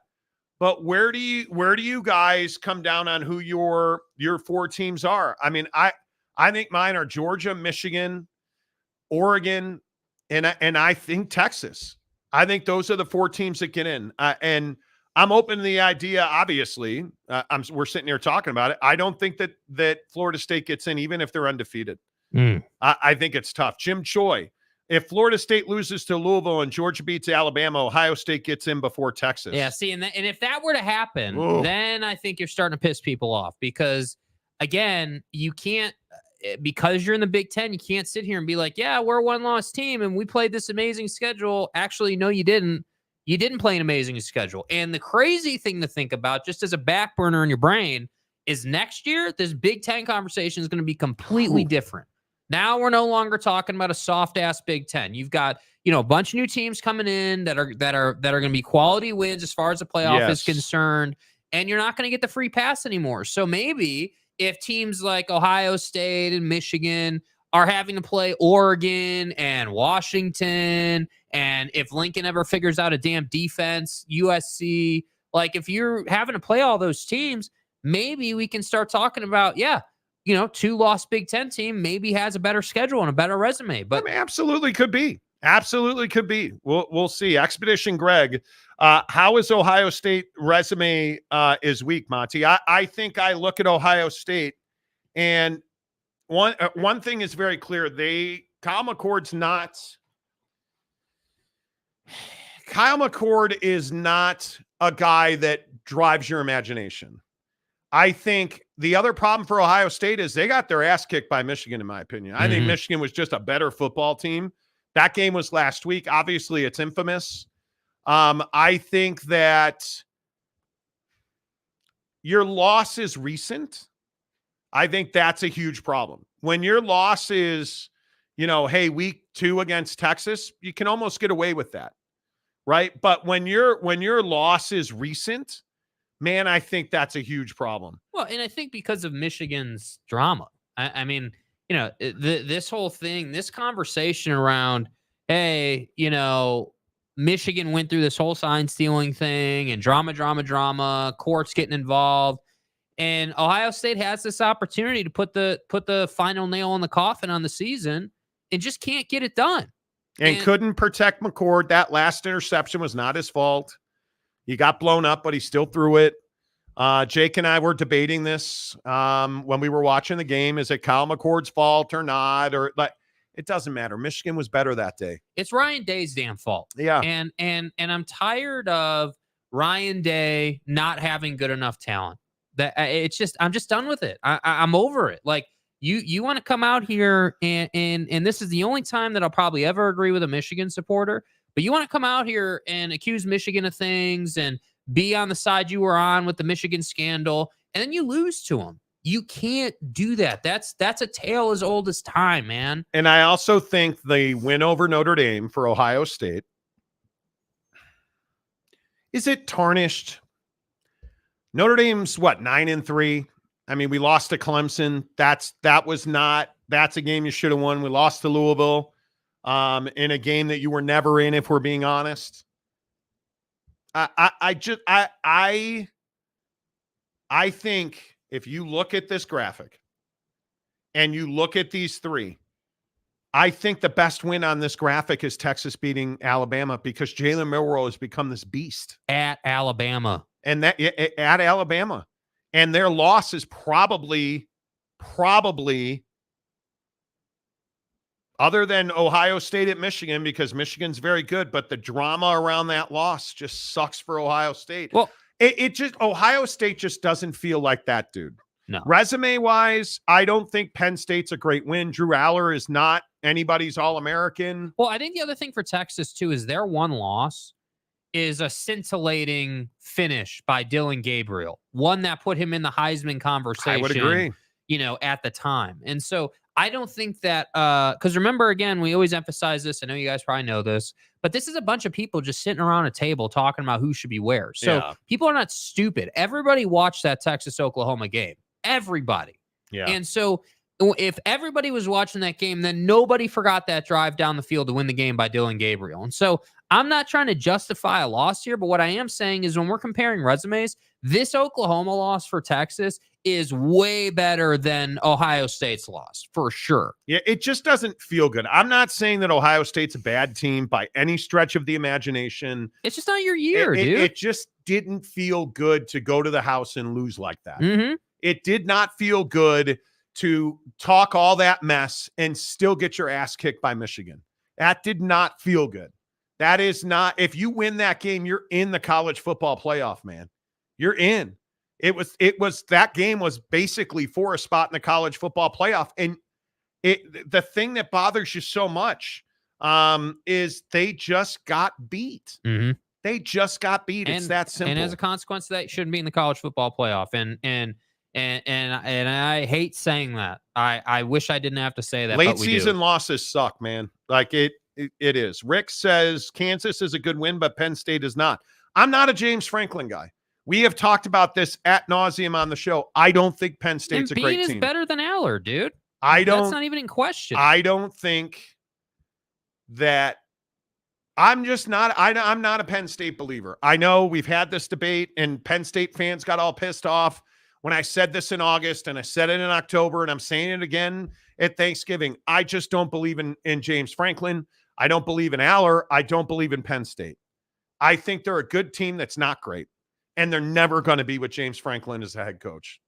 And I think going to Manhattan is not, or going to Lawrence is not what it used to be. It is not easy to go there and win. And they proved that they have depth. when your best quarterback gets hurt and your second best guy steps up and beats a bunch of dudes, like Kansas is a good win. Is Kansas better than Penn State? I'm not saying that. I'm not saying that in any way, shape, or form. Trent Sean, if only Alabama and Texas had settled this on the field this year, there would be no doubt who the better team is. Well, I don't particularly agree with that for one reason. Jalen Milroe. Jalen Milroe is a significantly better player today. And again, something I got my ass kicked for earlier in the year. I think Jalen Milroe is an absolute difference maker. And I go back to the August shows when we were talking about this and nobody believed me. Do you agree that if they beat Georgia, that makes them a better team than Texas? Because if you beat Georgia, Bama's a better team. Bama's in. Yeah. Bama's in. No doubt about it. And it's very simple. Bama's path is much like Ohio State's. You win this game, you're in. You lose this game, you're out. It's very simple. Jim Choi, if FSU is undefeated, they can't deny them. TCU had a loss. Yes, they did. Mm-hmm. Yes, they did. I don't disagree with that. D-Rock Irish says Monty's greater than Finebaum. Oh, you're too nice. NE, there's 2 auto spots, in my opinion, the Pac-12 champ and the SEC champ. Absolutely right. No doubt. So if the Ducks win, they are in, and if the Dogs win, we are in. What if the Ducks win with a last-minute field goal? Do the Dogs have any chance? It's over. You're not getting 2 Pac-12 teams in. You're not. You're getting your champ in, no doubt about it, because both those teams are elite. I understand what you're saying, but one, I think it's very difficult to beat Oregon twice in the same year. I don't know how you do that. And what am I going to say? Dude, if you're Oregon, again, like Bama and Ohio State, win the damn game and you're in. Yeah. You lose the game, you don't deserve to be in the conversation. Yeah. And yes, you should have beat them the first time and you fumbled the ball. You fumbled the bag.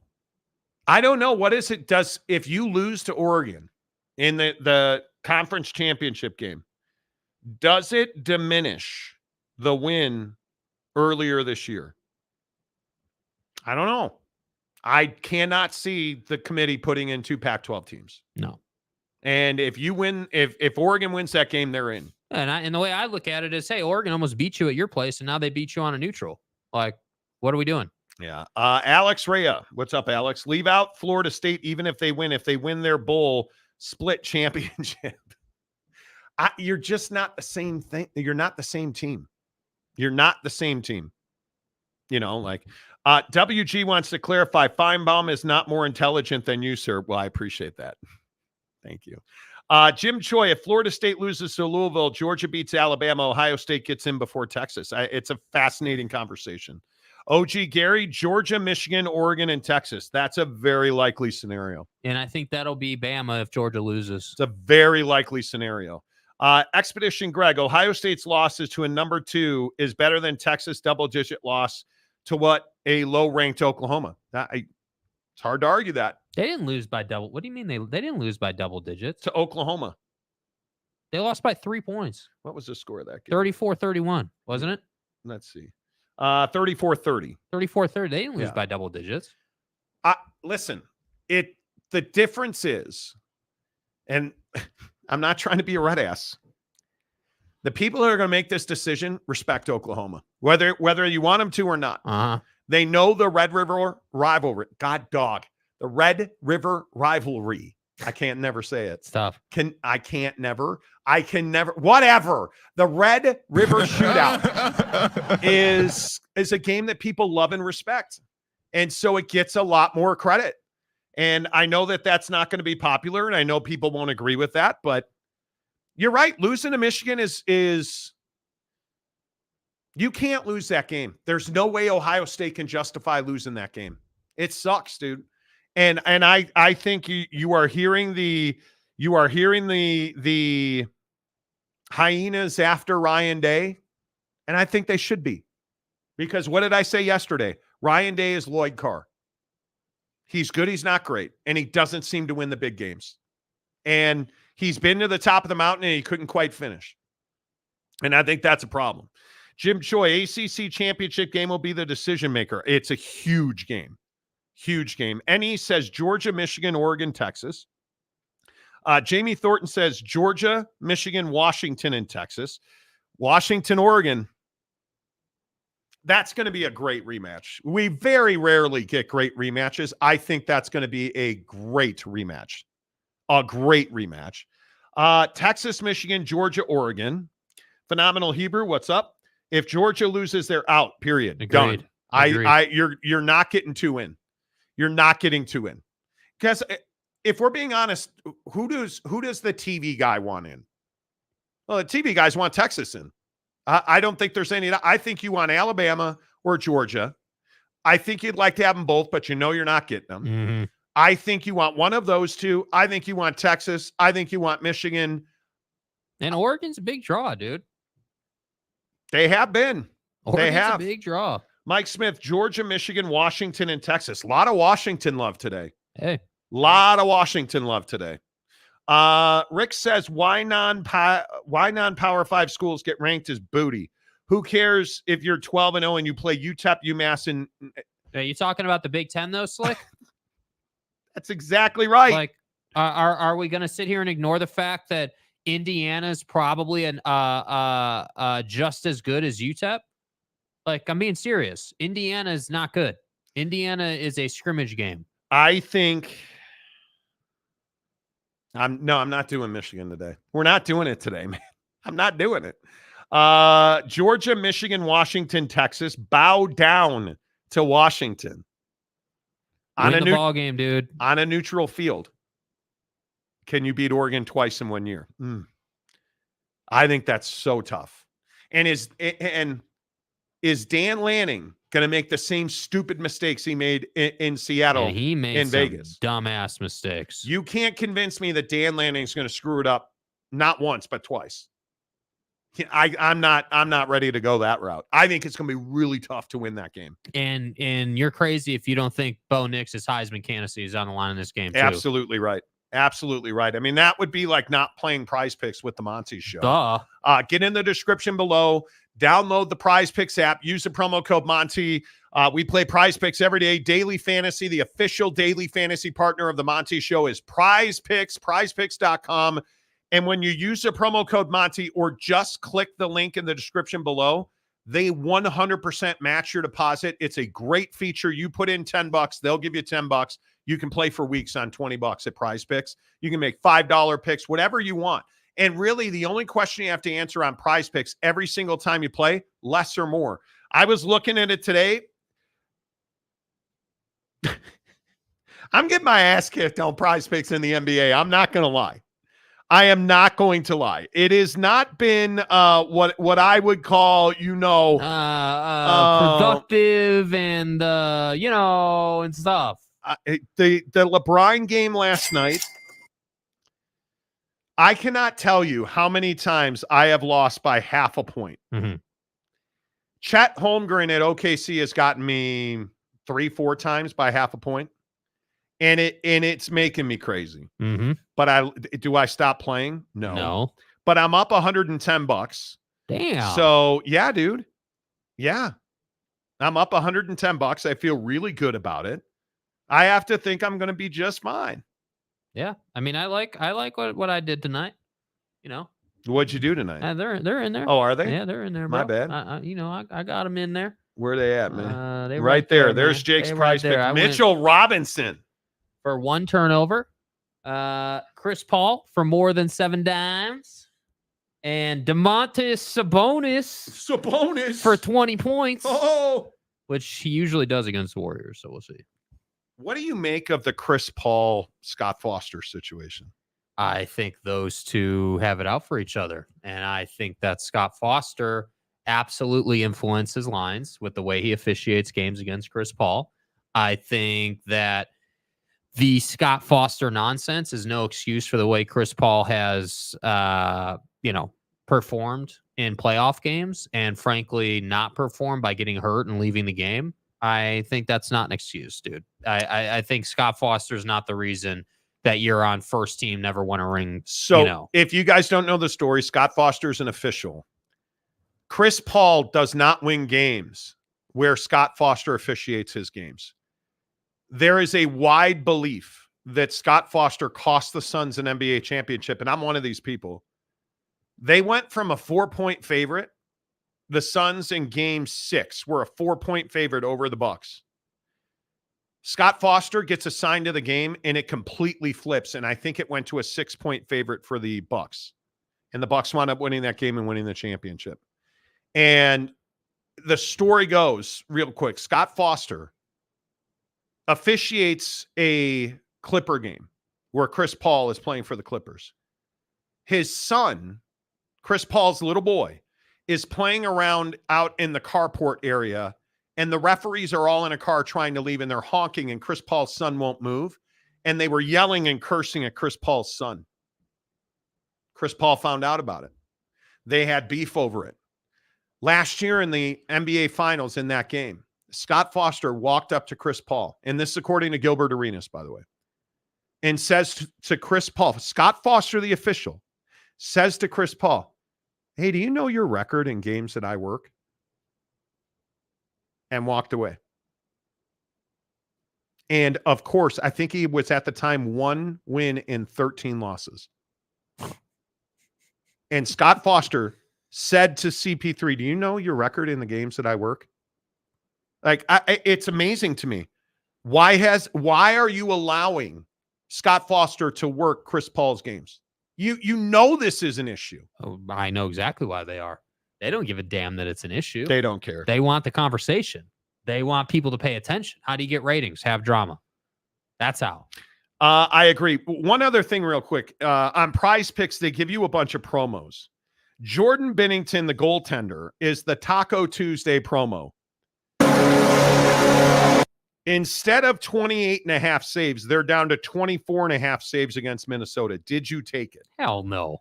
Okay. Hell no, bro. You know why I don't take the goalie ones anymore? Why? Because it never works out.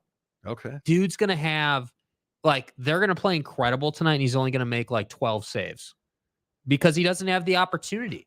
I'm a big believer that you when you're playing Prize Picks, think about the opportunity that the person you're picking less or more on is going to have. So if Chris Paul is an example, we know Chris Paul is the main ball handler when he's on the floor, and his job is primarily to get assists. That's his job.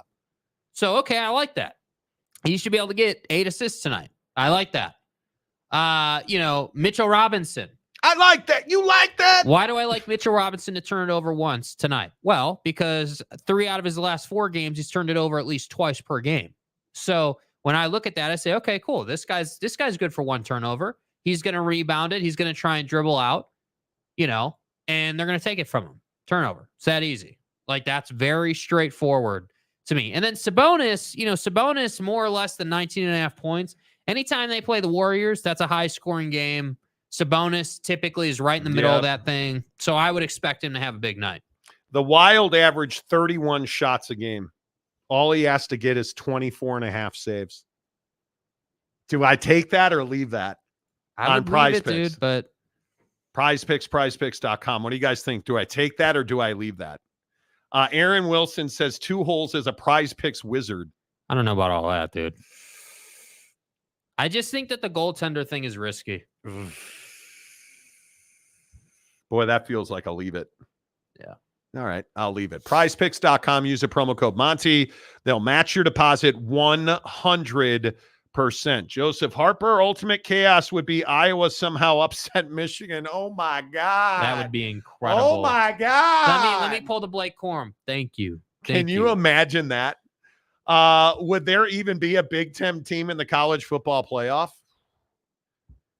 If Michigan's out, boy, you feel like, oh my God. Yeah, that would be rough. Michigan loses to Iowa.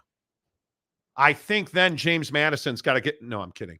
That'd be America's team. If Michigan somehow chokes on Blake Corum's D and they lose, Macaque. I think you would have to put.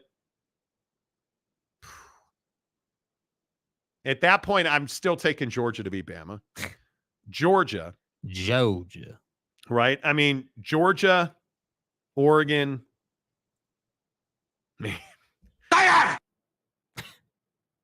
I mean, I guess you could slide it in Ohio State at 4. Dude, chill. Stop. Chill. I mean, that would be, you're exactly right. That'd be chaos. I can't even imagine that. I cannot even imagine a scenario where Michigan loses, though. James, happy Taco Tuesday. Big thank you to my wife who is staying home because we can't afford 2 tickets to the Big 12 title game. She's letting me go by myself as long as I take her to the bowl game. You're going to go without your wife. It's a Big 12! Bro, you should not be going without your wife. But it's Ollie Gordon, bro. It's the best back that the country's ever seen, man. Like, how do we not go even without the misses? James, you're a smart dude. Don't go to the game without your wife. This is a code 10 aboard. What you should do is stay home and make a lovely meal with your wife. And once you get that ass beat again. No, I'm kidding. Well, no, Hey, I'm not. You're going to shit. get beat down. But anyway, the point, once the game is in its penultimate moments, you should be in your dinner making mode. And you can't leave her at home. That's a mistake. Tanner Plummer, but it's Ollie Gordon, a.k.a. God. James, take her to see God. God bless. Aaron Wilson, give James the $50 Amazon for the tickets. Dude, that ain't going to get it done, bro. Jamie Thornton, imagine having an affair with your young teammate's mother. Well, what happened there? Yeah, that's the Zach Wilson reference. No? Oh, no. Imagine having an affair with your young teammates. No, I would hope not. You're going to have to tell that story. Jeff Woodworth, Ollie Gordon is every Cowboys hall pass. There you go. There you go. Whoa. What happened there? I lost my comment. Lamont Tucker. What's up, Lamont? Monty and Jake, just for this week, does Michigan? No. Get out of here. Come on, guy. Deserve? Be better, dude. It's a wee fence. I mean, maybe if Stallions was still stealing. No, I'm sorry. Sign stealer guy. Do you deserve to be number one? No. Nope. Georgia hasn't lost. Yeah, but I think it's going to be tough to unseat Georgia. Does Michigan? They got a certain level of vindication with that win. We pissed off a large volume of Ohio State fans with that, but I think it's hard to argue that, right? Mm-hmm. There was a certain level of vindication for Michigan by beating Ohio State. With all of the trash that was talked and, domestic violence wide receiver guy and Dan Dockich and all of the back and forth, there was certainly a certain level of vindication. Certainly. Let's see. Shonsky. That would be amazing if Iowa don't finish the sentence. Stay hard. Gary Wolf would totally stroke out laughing at Michigan if they lose to Iowa. I would stroke out. You got to get stroked. Dude. Oh, Jamie Thornton. Damn, Corey Perry, an NHL player, was released by the Blackhawks after he banged his teammate's mom. I haven't seen that. I honestly haven't been tracking. I'm a huge Chicago Blackhawk fan. Corey Perry has been away from the club for about 10 days. Today, he was released for conduct detrimental to the club, and they're releasing him for the purpose of terminating his contract. And there were a lot of rumors flying around about what he did. The general manager of the Chicago Blackhawks came out and sort of defended Corey Perry. I don't know what he did. And listen, Jamie, if that's what hey, man, there's just some unwritten rules in the room that you don't break. Yeah.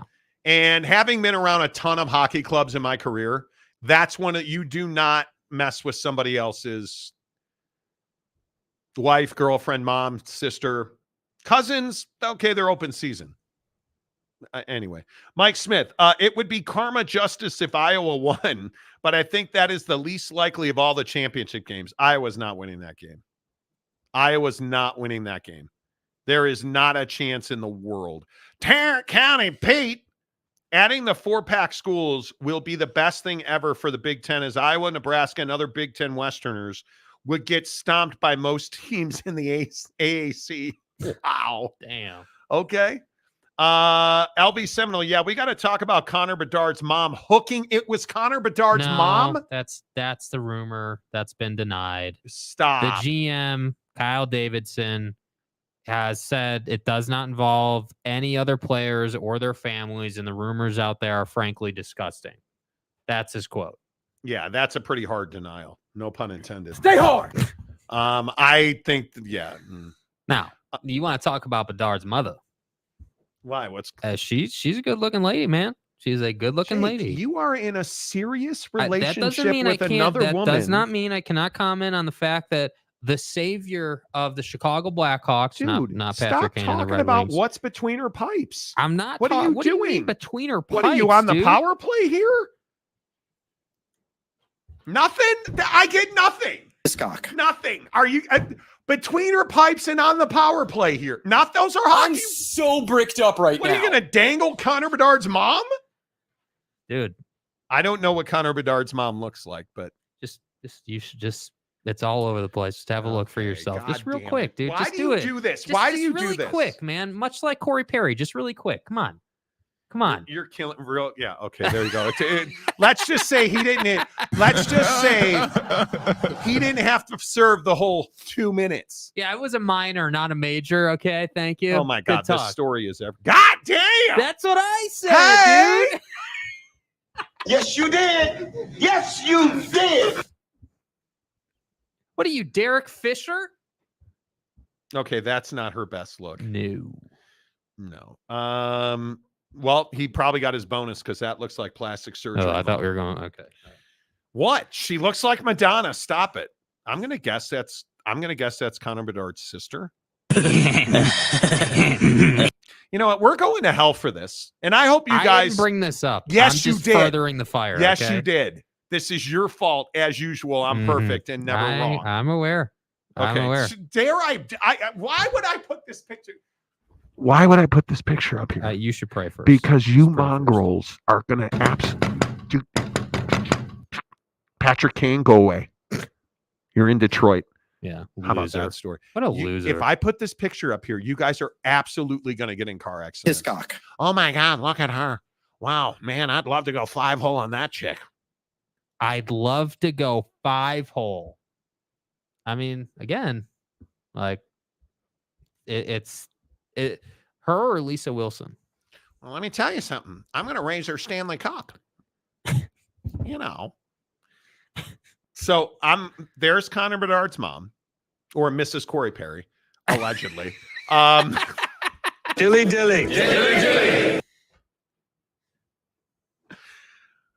I couldn't help what? That's what Corey said. Tell me you didn't think it. That's what he said, dude. Degenerates. Yeah. You know you thought the exact same thing. Yes. It is what it is. Aaron Wilson got a stroke Perry, 100% major stroke penalty. Got to start stroking, Honestly, dudes. that's start stroking, guys. Stop it. You got to get stroked. Monty coming up on his piss 30. No, I'm good. I went right before the show. I did. Joseph Harper, 5 minutes to Monty for boarding. Well, you know. Yeah, I think the penalty is more like roughing. But, Yeah. you know. LV Seminole, Aaron Wilson is right. Perry's getting strokes. Yes. Guys, You got to get stop it. stroked. Be better. A lot. A lot. Be better. Damn it. James, you are not going to hell. She's an attractive lady. Well, hell's not real. Of course, Salamini, who now got a free membership, apparently, is pass. Where's the Italian? Get the hell out of here, dude. Oh, pass. Yeah, okay, dude. No. I'm not playing your games. Boss Frog, the girlfriend is in the car. She said, "Is that Jakey Tools?" Hey, we've had that discussion in the members only. We've had that discussion, sir. You know what it is. You already know what it is, man. Nobody said boo. Jamie Thornton sounds like a game. That's right. Let's That's go. I love it. Stop. Johnny Gonzalez, Connor Bedard greater than Connor Perry. Well, Corey Perry, same thing. You know. That chick is average. Wow. What? Says the Penn State fan. Well, now we know. Speaking of strokes, those are rookie numbers. Bump those numbers up. They are, bro. What happened? We were having Bump those numbers up. Those are rookie numbers in this racket. We were having, OG Gary, is she single mom 5 miles away from me? She is. Okay. All gas, no brake. You know, Mike Smith, see, damn, American Pie movie got all this MILF stuff going. Now it's an epidemic. Dude. It seriously It is. absolutely is, man. It seriously is. It is. Salamini says, pass, 100% not worth a divorce. Amen to that. I don't understand why dudes cheat. It's just such a pain in the ass. It is. Like, I don't understand. And if you're unfaithful to your wife, just do it. I don't understand why dudes cheat. How do you have time? How do you have time? I don't have time. Who's got time for that? And the divorce is so expensive. Mm-hmm. She's never forgiving you. Dakota Tubbs, I can't believe that Archie is letting hog accident Petrino back into the office. Speaking of cheating, Bobby Petrino is the offensive coordinator at Arkansas officially. Remember he was on a motorcycle with his girlfriend? Yeah. Was it the neck brace, dude? I'm saying. Tanner Plummer, she kind of looks like Finch's mom from American Pie. You knew it was coming, dude. Here we go. Kaufman, this is what makes the showgram so great. Program. Jimmy Otson. Connor's mom has it going. Connor's mom, she's got it going on and stuff. She's an attractive lady.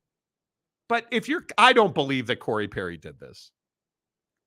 I don't believe Corey Perry did something because you don't just throw a dude on waivers. Not a guy like Corey Perry was a respected veteran.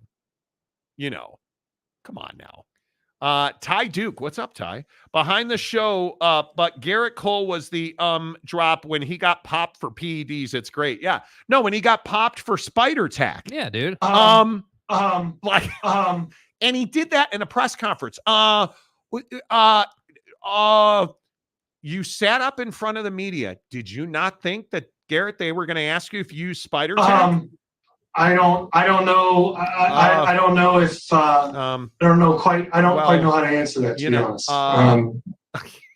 Like what? So he does a Zoom call press conference to talk about spider tack. Mm-hmm. The first question, hey man, did you use spider tack? I don't know. I don't know if what? I don't quite know how to answer that, to be honest. And the first one is so legendary now. The first in the press conference. Like, how is that the first thing that comes out of your mouth, dude? How do you not have the Giddy statement prepared? Yeah, understand the question, guys, but no comment. I don't understand it. Daniel Dixon, don't need to cheat if the wife or the girlfriend like woman too. Just saying, good Lord. Now what? Jesus, now dude. We're talking about combining apples here. Are you kidding me? Mike Smith, I don't have time, energy, or money to cheat on my wife. And the worst part is you always hear about the guy like, oh, forgive me. She's never going to forgive you. Soft person tendency. And you don't deserve to be forgiven. No. The lie detector test determined that was a lie. And the other part of this that I just don't understand is if you're putting all that effort and all that energy into somebody else, why would you think she would stay? If you had taken half of that time and half of that energy and half of that affection and put it into your wife, you probably wouldn't be having an affair, dude. But yet, as guys, it's what we do. LV Seminole, Bobby Petrino is like Frank from Shameless. Yeah. How is Bobby Petrino going back to Arkansas not to be the head coach? Who thought that was a good idea, dude? Oh, my God. Phenomenal Hebrew. What Penn State have to do with my eyes? She's average. It's what I know. I can find prettier chicks on the police force. Wow. Now, see, it always goes this way when we talk about Connor Bedard's mom. Yes, the Christie, Connor's mom has it going on. Thank you. Bobby Petrino in the neck brace and full facial road rash picture still rocks. Yes, it does, dude. It does. Pollyanna, what's up, Polly? Cheating is a waste of time. Nobody wins. Everybody loses. Everybody loses. Unless you're Corey Perry.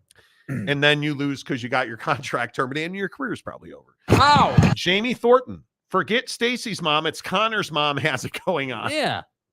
Love it. Too much guesswork in betting on turnovers. It's very difficult. to bet on turnovers. Salamini, Delonte West, and LeBron's mom. Oh my God. Oh, how many of us saw that today? Delonte West was trending. By the way, Delonte, my guy. Sad story, bro. That whole thing. Yeah, I agree. I've got to finish my prize picks real quick. NBA points, rebounds, and assists combined. Where is Darius Garland's at 29.5 combined? Donovan Mitchell's at 36.5. You can't do that. No. You can't do that. LeVert, no.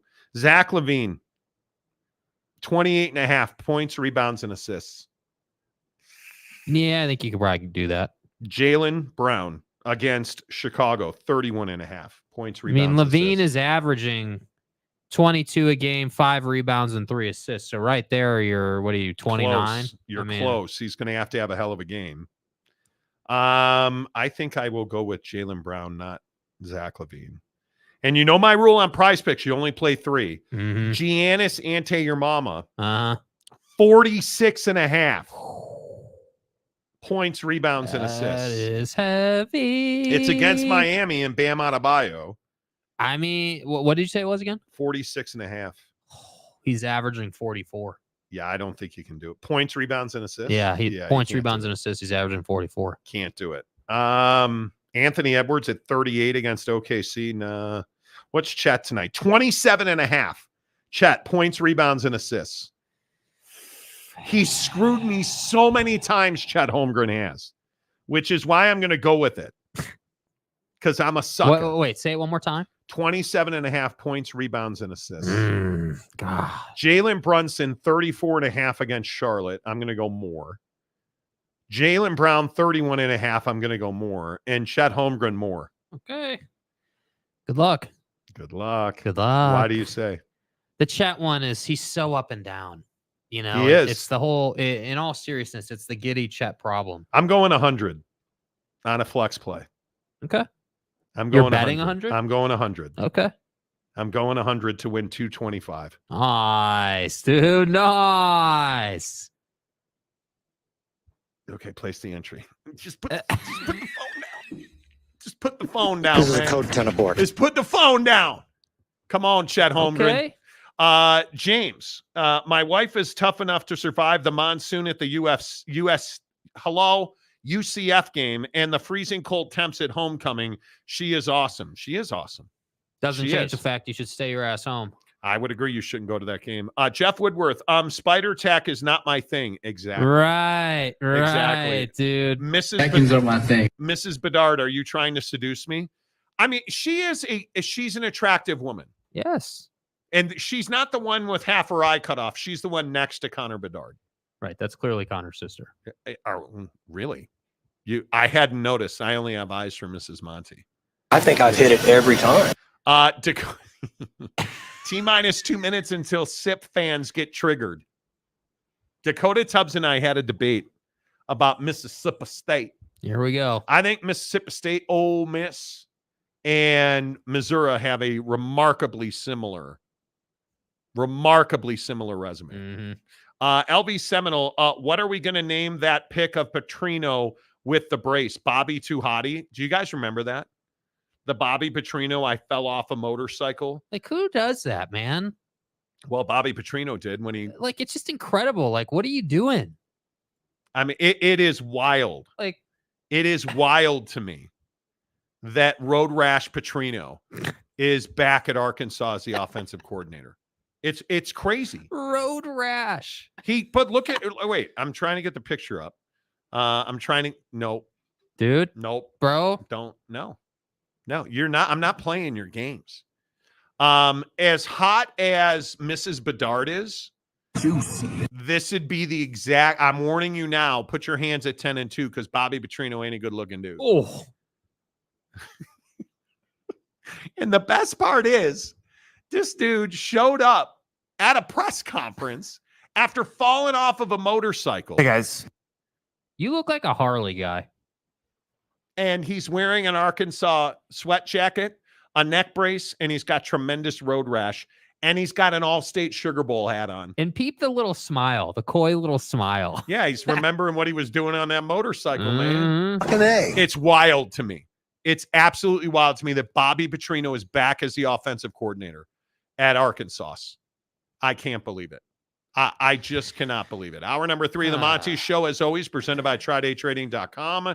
TridayTrading.com. Stop complaining about your life, guys. Stop complaining about the job, the car you can't afford, the credit card debt. Stop complaining about that stuff and do something to fix it by going to TridayTrading.com and signing up for their 30-day, $10 trial membership. It's $10 that goes to charity, so you get a tax write-off. Then they give you 30 days in their program. You get elite-level coaching. You get the proprietary software and processes. You get the leading economic indicators that show you when to trade and when to buy, when to sell. They give it all to you in that 30 days, and you are trading like day 2 because they want you in the programming and understanding, hey, here's how much money you're not making at Triday Trading. This is the excitement, the adrenaline. When you're in the 30-day trial membership, the excitement is unbelievable. The adrenaline rush, you win that first trade, you look at all the indicators that your coaches have been working with you on, and you start seeing that, hey, I just made $50 on that trade. Hey, I just made $100. Hey, and all of a sudden you look over in your account and you've got $1,000 sitting in your trading account, and you're like, damn, dude, that's money I can make. And then the best part is when you get into their program, you graduate the Triday Trading program, they open a trading account for you with their money. You trade their money, and you, when you make money with their money, you keep up to 80% of the profit. It's wild. You can stay in that for a week, a month, 10 years. It's up to you. When you're ready to start trading with your own money, you're out. It's that simple. For a $10 charitable donation, hook it up. TridayTrading.com. We are watching the unveiling of the college football playoff top 25. It's going to be remarkable. Who's in and who's out. 25 through 21 is K-State, Liberty at 12-0, Clemson, Tulane, and Tennessee. Oregon State down 4 spots to 20. NC State, Oklahoma State up 2 spots at 18, at 9-3.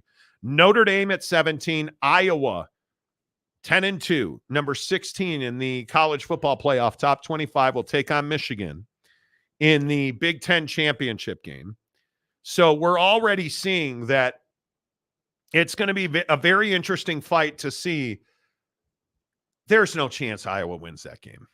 I don't know how they could. Let's just not even play. The 15 through 11, Arizona at 15, 9-3. Louisville, after their loss, down 4 spots to 14. LSU up 1 at 13. Oklahoma at 12, up a spot. Ole Miss up a spot to 11 at 10-2. So right there, you have Texas. That helps their resume. With Oklahoma at 10-2 in the 12th spot, that helps their resume. Absolutely, it does. Is there any chance that Louisville, the 14th ranked team at 10-2, can beat Florida State in that championship game? Oh, I think it'll be competitive.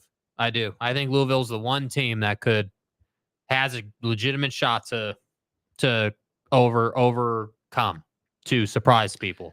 Number 10 would be the Penn State Nittany Lions at 10-2. They're up a spot. And maybe listen, you guys, I'm open to the idea that I'm undervaluing Penn State. There is no question that, I'm not a James Franklin guy. I don't believe in James Franklin. I don't think he's a big game coach. So I feel like here on the Monty Show, presented by our good friends at The Advocates, theadvocates.com, maybe I don't give him enough respect. And that could absolutely be the case. Missouri sticks at number 9 at 10-2. And again, with all of these teams, what is the biggest issue they have trying to get into the college football playoff? They don't play another game. Mm-hmm. That's the biggest issue. And it's why the college football playoff so heavily rewards conference champions, because you're playing that extra game. You're rebuilding your resume by winning a conference championship. And I think Missouri has earned that 9 spot. Alabama sticks at number 8. Ooh, at 11-1. What do you guys make of that? I mean, does Alabama, anybody, but does Alabama have a legitimate shot to get into the college football playoff from the 8 hole. If people lose. Yep. And I think this is going to go the way we think it's going to go. Texas at number 7. I think this is going to be largely unchanged. Mm-hmm. I think it's going to be largely unchanged. And with Bama at 8, Texas at 7, I think you're probably going to see Oregon at 6. Although I could see Florida State dropping to 6. I could see Florida State dropping to 6 here. This will be one of the interesting spots. Mm-hmm. But if you're Bama and Texas, I think you've got to win to get in. It obviously, because you know that Washington or Oregon's going to fall out. Mm-hmm. I think you have a chance, as slim as it may be. Well, it's right where you want to be. As a college football team, you always want to be in a place where you control your destiny. And I think. No, go ahead. I'm sorry. Well, I was just going to say, I think that's what makes the playoff great, because we've got several of these teams that are in that position where, hey, if you win, you get in. And if you lose Ohio State, you're out. And they should be out. And that's what I think for this week's ranking is going to be interesting. What do they do with Ohio State? Do they say, hey, you lost that game, it's over? And they put Ohio State at 5 to prove a point? Or do you that's what I think is interesting. Ohio State and Florida State, where they go, that will decide the rest of the way. Yeah, I think it is. I think it's going to be really interesting to see where this plays out. I think it's going to be very, very interesting to see. I mean, I don't think Alabama needs to win by more than 1 point. If Alabama wins the SEC championship game, I think they're in. Mm-hmm. I think they're absolutely in. And there it is. Ohio State at number 6, down 4 spots. So Michigan's going to be number 2 in the country, I think. Michigan, yeah, I can't believe Georgia falls out of that. So Ohio State at number 6, but again, they don't have a way to help themselves now. No, they don't. And I think it's going to be very long odds to get them in. Florida State, I think, will be 5, and they'll bump Oregon. You think they'll bump Oregon up to 4? They'll bump Oregon up to 4 is what I would guess, but we'll see. Yeah, I think with that, as soon as you lose Travis, I just think it's very difficult to. That was a dominating win by Oregon. I mean, that Oh well, yeah. I mean, no doubt. No, Oregon's at 5. Wow, bro. See, this I don't understand. This I don't understand. How all of the nonsense that we've heard from this committee about players matter, resume matters. How is Florida State still at number 4? That's what I don't understand. And really, I would assume here. Are they going to put Washington at 4 and Florida State at 3? That would be an absolute unjust travesty. If Washington is 4th, I think this is an absolute slap in the bag. You have to put Washington at 3. How do you not have Washington at 3? Because maybe what they're saying is, hey, you win and you're in type thing, because they're back to back. Yeah, no, Florida State's at 4. There you go. Okay. Washington State's at 3. I don't understand this at all. How is it's got to be the undefeated. It's got to be they're valuing that they're undefeated. And I agree, undefeated. You haven't lost a game yet. And what they're also saying too on the flip side is if you lose to Louisville, you're out. I mean, that's what you're saying here. You're on the edge. You're right on the edge. Right on the edge. So this and should Oregon and Washington are in the exact same spot because Washington's going to be 3, Michigan's going to be 2, and then I would think that Georgia will be 1. Mm-hmm. And there it is. Washington's number 3 up a spot. So they're all benefiting from Ohio State falling. And I'm curious here. I got to believe Georgia's number 1. You can't, if we're valuing undefeated, they've won 29 games in a row. Yeah, I think it'd be tough to take them out of the top spot. What are we doing? I think it'd be very difficult to take them out of the top spot, but we're going to find out here in a matter of seconds. This is proper. Yeah, this is proper. Michigan number 2, Georgia number 1. Yeah, see, that's proper. I'm good with that. Yeah. Good with that. There you go. I think that's how it should have played out. And I think what I think is the 12-team playoff next year is going to be bonkers. And I say it every week we do this, but my God, I look at this and just even the top 6, like you look at the top 6, I mean, the matchups are just incredible, and obviously, we'll see. I can't remember off the top of my head if we're doing, we're doing first round buys for the top 2, I believe it is, and then it's the 312 or whatever. But that whole situation next year is going to be unbelievable, unreal. It's going to be unbelievable next year. But I mean, right now you're looking at a spot where this Oklahoma State Texas game's massive now, because you're going to lose. My guess is you're going to lose. If I had to guess, you're going to lose Florida State and Washington. I would think it's going to be, again, impossible to beat Oregon twice in a year. Mm-hmm. And I think you're going to get Georgia. I think you're going to get Georgia and Texas, Michigan and Oregon. I think those are the 4 that'll get in, because until Georgia loses, I'm not going to take Alabama. I think that's just too much to ask. And I think the fact that Ohio State doesn't have a game cripples them. I think that there's not a chance in the world. There is not a chance in the world that Michigan loses to Iowa. Little Giddy breaking news here. What's that? That I just saw. Apparently this came out an hour ago, that the Newport Beach Police Department is now investigating Josh Giddy to confirm the validity of the claims and if any laws were broken. Good luck with that.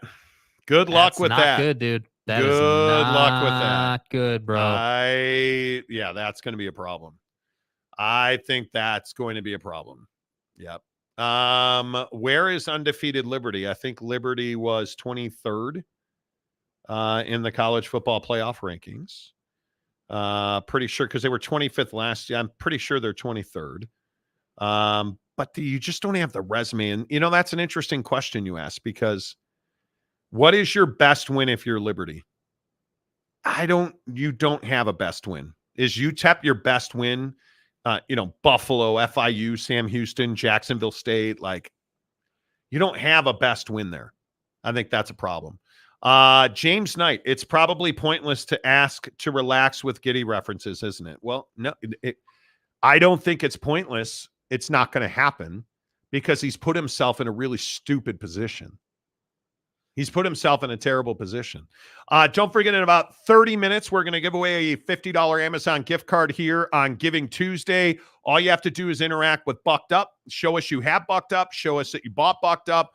Show us you are with your can of Bucked Up, a buckshot, Bucked Up whey protein, you name it. Hit Jake on social media, SLC Jake on Twitter or Instagram. Tag him in your photo, and he will add you into the contest, as he did with Chris Kaufman. Now what we got in this box?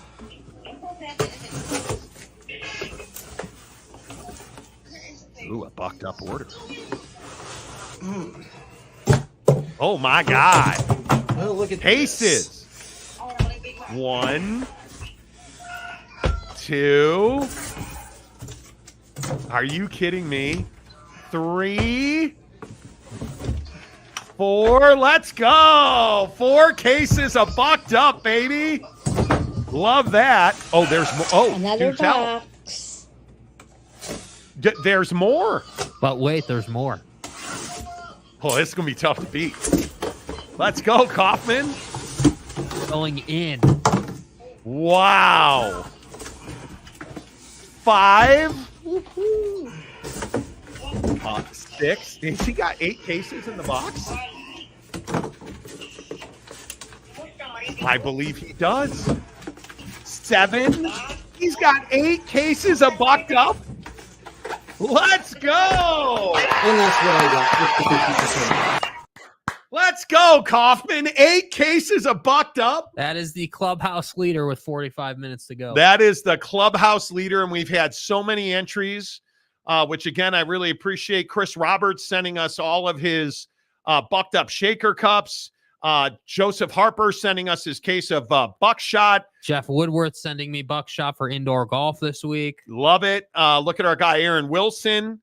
As I said, he's got his buckshot. Frank Nitty putting in a $100 order, but he used our coupon to save himself $70. Appreciate that. Like, you guys have been phenomenal. on this. And this is, I just love the fact that you guys use our partners. That's what we love doing, man. We love hooking you guys up. Kenneth Maynor, Delaware in Conference USA, winged helmets that don't cheat. Yeah, I think that's a great move all the way around. Good move all the way around. Tarrant County Pate, will next year's 12-team college football playoff devalue conference championship games? I don't think so. Nope. Because that's your automatic bid. That's your automatic bid. And if you think that bye weeks at that time of the year don't matter, you're nuts. Bye weeks matter. And if you can you can roll in and be one of those first two. Big 10, Big 12, ACC, SEC, and Mountain West, or the highest ranked G5. Yeah, dude, you're in. And then 7 auto qualifiers. Come on now. Or 7 at large bids. I don't think it devalues the conference championship games at all. And I also think that the at large situation versus where we are with it now is going to have big time implications, because now we don't have to just talk about 1 or 2 losses. Kim Coulter will join the show next week after I get back from playing PGA National here in Palm Beach. Bro, I will say, Colina Golf Club in Honolulu on Oahu. It's in Colina. That's the nicest course I've ever played now. And I thought that Cog Hill in Chicago was the nicest course I'd ever played. I played Greyhawk, in Phoenix. Mm-hmm. That was nice. Nah, dude, I'm telling you, Colina Golf Club in on Oahu is amazing. But I'm looking at playing Pelican Hill in Orange County over Christmas break. We're trying to get into Torrey Pines. We're on a waiting list that hopefully we can get that taken care of. But, man, Tanner Plummer, oh, boy, Josh Giddy is screwed. Yeah, he's in trouble. Josh Giddy is in a lot of trouble. If you don't know the story, Josh Giddy, the forward for the Oklahoma City Thunder, put himself in a really bad spot. He's already pretty much lost his Weet-Bix sponsorship. That's Josh Giddy. Weet-Bix is a cereal in Australia. Josh Giddy is one of the great Australian basketball players currently in the NBA. But he has been photographed and videoed with what is supposedly an underage girl. What's up, my man? We're at the front of the club. Me and my girl about to head back to mine. What's up, man? It's Josh. Here with your beautiful sister. Good luck for your season. You're going to Sacramento soon for a game, so all the best of luck. We're going to come up and watch you. Take care of business. That's not good. And you look at this situation with Giddy, and everybody's investigating now, and I don't know how you fix it, dude. I will continue to say I am not going to pass judgment on Josh Giddy until law enforcement says he did what he's accused of, which is the girl that he was in those videos with was allegedly 15. There are questions about the timeline.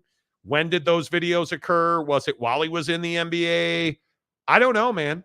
And I'm not going to pass judgment on him, but he should be suspended pending the outcome of this investigation, because now multiple law enforcement agencies are looking into this. And it's not something that we're going to take lightly, because this is a big flipping deal. Mm-hmm. This girl, if they had relations when she was 15 or 16 years old, he's in a lot of trouble. And I don't think it's something to joke about. And I know people love to joke about stuff. I don't think it's something to joke about. I really don't. Josh Giddy was a victim of stupidity. There's an angle out there about her lying, and people are running all over it. And I just don't think we can say. I think that it's so early on in the process. I mean, yeah, I agree with the question of, hey, why, if he knew, why would he do this? I mean, it's so stupid, but we just don't know enough. We don't know enough. Yeah, that's exactly right. Welcome to the nightmare. 8 cases on the ready. Shut up, poor bucked up. Exactly right. Dude was prepared. You got to give him credit. I love it, dude, and I think it's phenomenal. Cold-blooded, clean, methodical, James Knight. The police involvement could exonerate Giddy. We just don't know. We don't know. That's the truth. And very well could. We said this, I think, in our members only Instagram chat.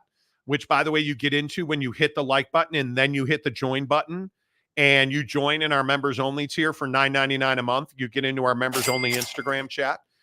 I believe I said straight up, I don't believe this until it's proven, because some of these videos strike me as being AI.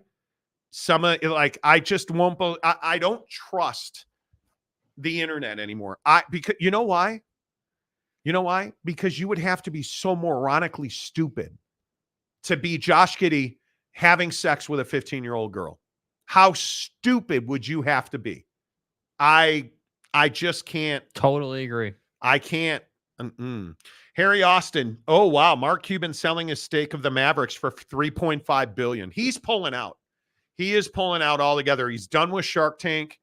It's wild. And I think Mark Cuban is somebody we need to appreciate for who he is and what he's done. So this is interesting. So yes, he's selling a stake in the Mavericks, and he's expected to retain control of the organization, though. So this is a liquidity play for Mark Cuban. I think this is him getting ready to move into the next phase of his life. Mark loves the Mavs. I don't think he'll ever give up control, but the guy is just such an elite businessman. I'm a big Mark Cuban believer. I hate that he's pulling out of Shark Tank. I've interviewed him several times, and he's just always struck me as wildly intelligent. Mm-hmm. I have a lot of appreciation for the guy. Gary Wolf, 8 cases.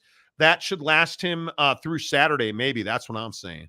Jimmy Otson, winning a conference championship will be more important next year because they will get the bye and not have an extra game. Damn right, Jimmy. Exactly right. Gumby fresh out. New Mexico State CUSA champs. Pew, pew. I dislike New Mexico State. Next year is going to be crazy. Committee has to be coming out with rankings from weeks 6. It's going to be tough. It is going to be tough. Elaine Tran, what's up, Elaine? Any news on Jeff Traylor yet? Not that I've seen, and I've been looking. I can't believe he doesn't get a gig. I cannot believe he doesn't get a gig. I have heard repeatedly. I was told today that he's a finalist already for the Houston gig. I was told that he interviewed yesterday for the Houston job. Jeff Traylor did.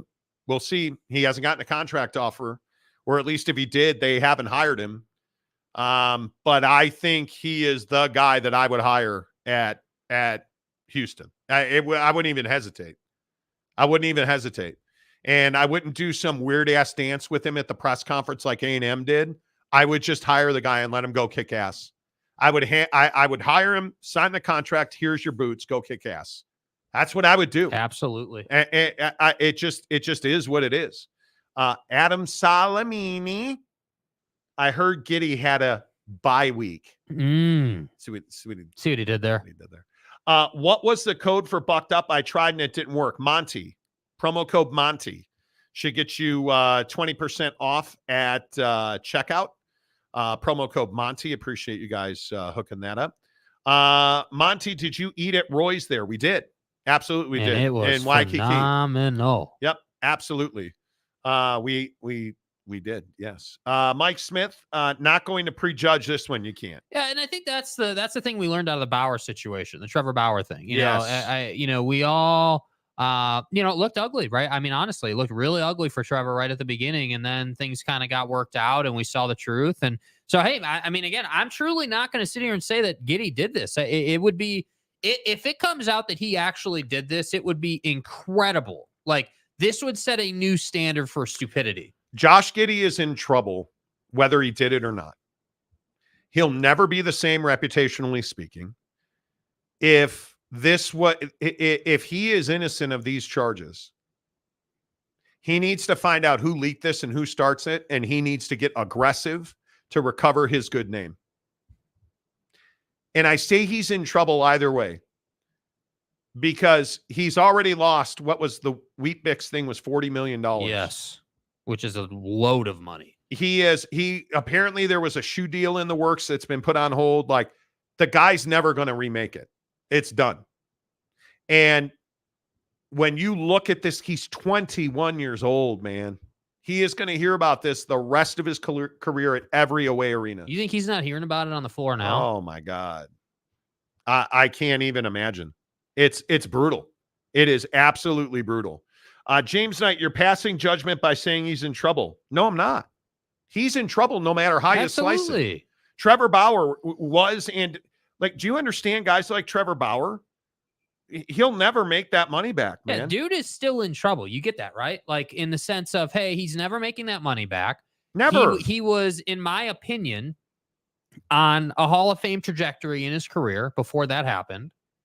And now he's 100%. Never going to realize that. And there's no price you can put on the losses there. So, yeah, Giddy is in trouble.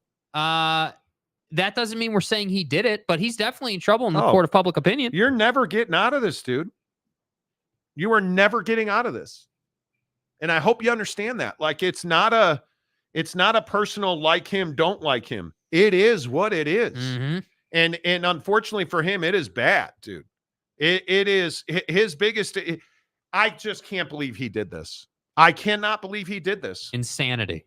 I can't believe he did it. Until it's rock solid and proven, I can't believe he did it. I can't. Jeff Woodworth. Mark put the radio on the internet. Yes, he did. Yes, he did.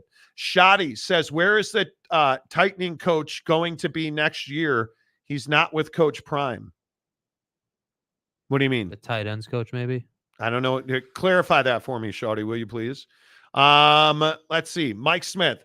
Mark sold it and made huge money as first guy to buy a jet over the internet. Yeah, seriously. That dude is a baller. If he's not the American dream, what is it? Mm-hmm. What is it? Who is it? What would it be? I don't even know what it would be. Dustin Osterman, keep up the great work, fellas. Appreciate you. Appreciate you. I don't see any way that Josh Giddy gets out of it.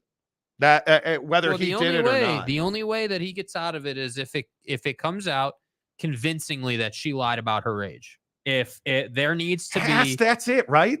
For him to get out of this, I think it's quite simple. It has to come out that she definitively lied about her age, that or it's a scheme. Or it's a scheme. I also think the angle around why OKC is allowing him to play is really interesting, because if OKC, for example, hypothetically, of course, thought that he did this, he wouldn't be playing. No. And so to me, the fact that he is playing does send a clear message that both the organization and the league think he didn't do this. It just doesn't feel right to me. It does not feel right to me. It's never felt right to me that it's a slam dunk, and it's never felt right to me, whether it's AI or I look when we get in situations like this, and we handled the Trevor Bauer situation the same way. You knew something was wrong. Yes. You just knew it. Trevor Bauer, Josh Giddy, these guys are not stupid. You don't have the representation and the people around you that get you to the NBA and playing at Josh Giddy's level at the age of 21 and turn out to be stupid. Right. Because too many people have an investment in Josh Giddy. They're not going to let him just burn this thing to the ground. And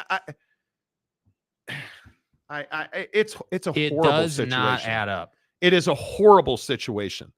But again, what do I say about this? Whether you are Trevor Bauer or Josh Giddy or any of these other dudes, Zion Williamson, like any of these other dudes, you got in trouble, Bill Clinton, because you couldn't keep your pants zipped. Because you're a rich, affluent guy that fell at the feet of sex. You fell at the feet of probably, I would be really curious. Does Josh Giddy watch pornography?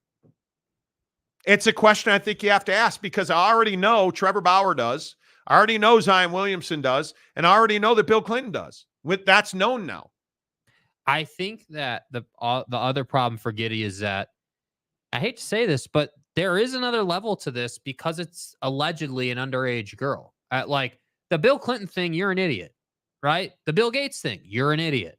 Zion Williamson, you're an idiot. But what's the difference? None of those ladies were underage, allegedly. And this is. And I think that adds this sort of next level of disdain for what Josh allegedly did. And that's the difficult part. Like the Zion thing, you guys notice the Zion thing just disappeared. All of a sudden, the Pelicans love him. the porn star girl went away. Like, how do you think that happened? Got paid. It's that simple. Put it away, dude. That's it. He paid the price, and now we're good to go. And we can stop talking about all the heinous things that porn star that he was messing around with was talking about, right? I mean, it's just, to me, it just doesn't make a lot of sense, man. And I'm not trying to tell you that I know everything. I don't. But come on. Jim Choi, Pi believes Prime is focused on developing Shedeur for Heisman next year and a top pick in the draft. Well, why wouldn't he be? He can Sean Lewis. No, he didn't. Sean Lewis did not get fired. What are you talking about? He can. Sean Lewis got a great job, dude. He got a job at San Diego State. For ex-NFL guru Pat Shurmur, he didn't fire. Okay. Sean Lewis didn't get fired. And of all the mistakes that Deion Sanders made this year, Pat Shurmur's not one of them. Salamini, he said in the video, we're going to the club. It equals fake ID. But who knows what he meant about that? What did he mean about that? I don't know. It's strong to say there's an explanation. I'm not here saying there's an explanation. Well, for Josh Giddy's sake, there damn well better be. That's all. You would hope so. There damn well better be, man. You would hope so. All right. About 15 minutes until we give away our Giving Tuesday Amazon gift card presented by our good friends at BuckedUp Energy. Our latest submission comes from Ty Duke. Oh, hey now. That's 4, 6, 7, 8. How many is that? And some left over. Okay, review the tape. Let's play it again one more time. I think that's 8 cases.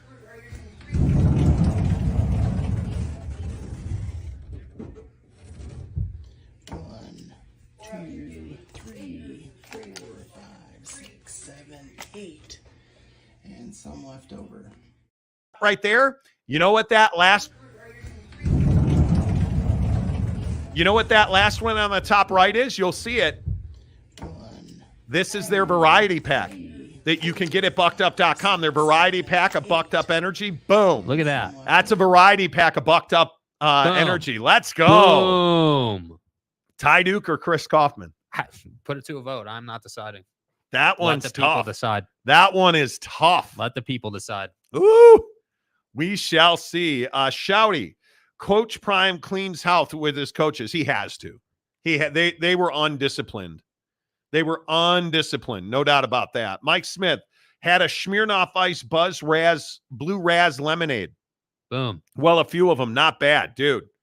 I'm Blue Raz Watermelon. I don't know what your guys' favorite flavor of Buckshot is. Mine, I think, is probably watermelon. But Blue Raz is right there. You know.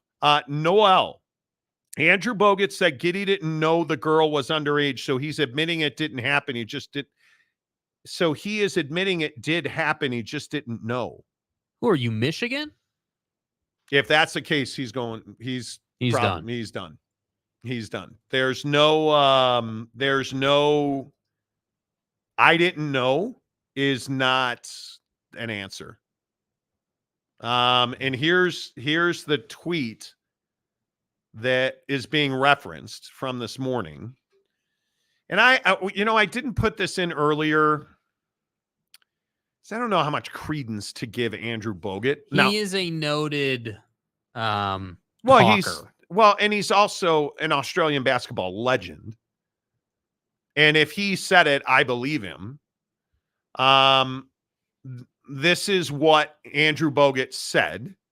OKC have been aware of Josh Giddy's alleged misconduct from what I've been told. For the last year, they've known about it. They don't have any concerns. I mean, I would highly doubt OKC doesn't have any concerns. You're really telling me that he, like... At a minimum, it's a bad look. At a minimum. And he also said that the girl lied about her age, which I don't think matters.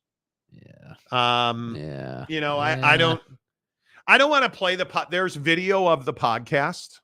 I don't want to play it. We'll see. I understand what Andrew Bogut is saying. I do. Ooh, look at OKC. James coming in. Ordered buckshot. He ordered it. A 12-pack of little 12er. I like it. Little 12er of watermelon. See, here's the deal now, and this is just my opinion. I think we've got 2 leaders, right? And I think Ty Duke is slightly ahead because he has more cases. I would agree. And I think it's going to take a strong, creative video submission to take this thing home at the end. I'm saying, we're gonna need one. Mike Smith, goddamn, Bucked Up got some doomsday prepper fans. I don't even disagree with that, but I have 6 cases in my garage. I mean, Jay, that guy is stacking. Yes, he is. 8.5 caser. That's 9 cases. It is. Gumby fresh out. Damn, dude could open up a warehouse. Salamini, someone needs Bucked Up Anonymous. Mike Smith, you got 2 super stackers of Bucked Up. You might have to reward both of these guys. There's only room for one. Remember, we're not changing the rules.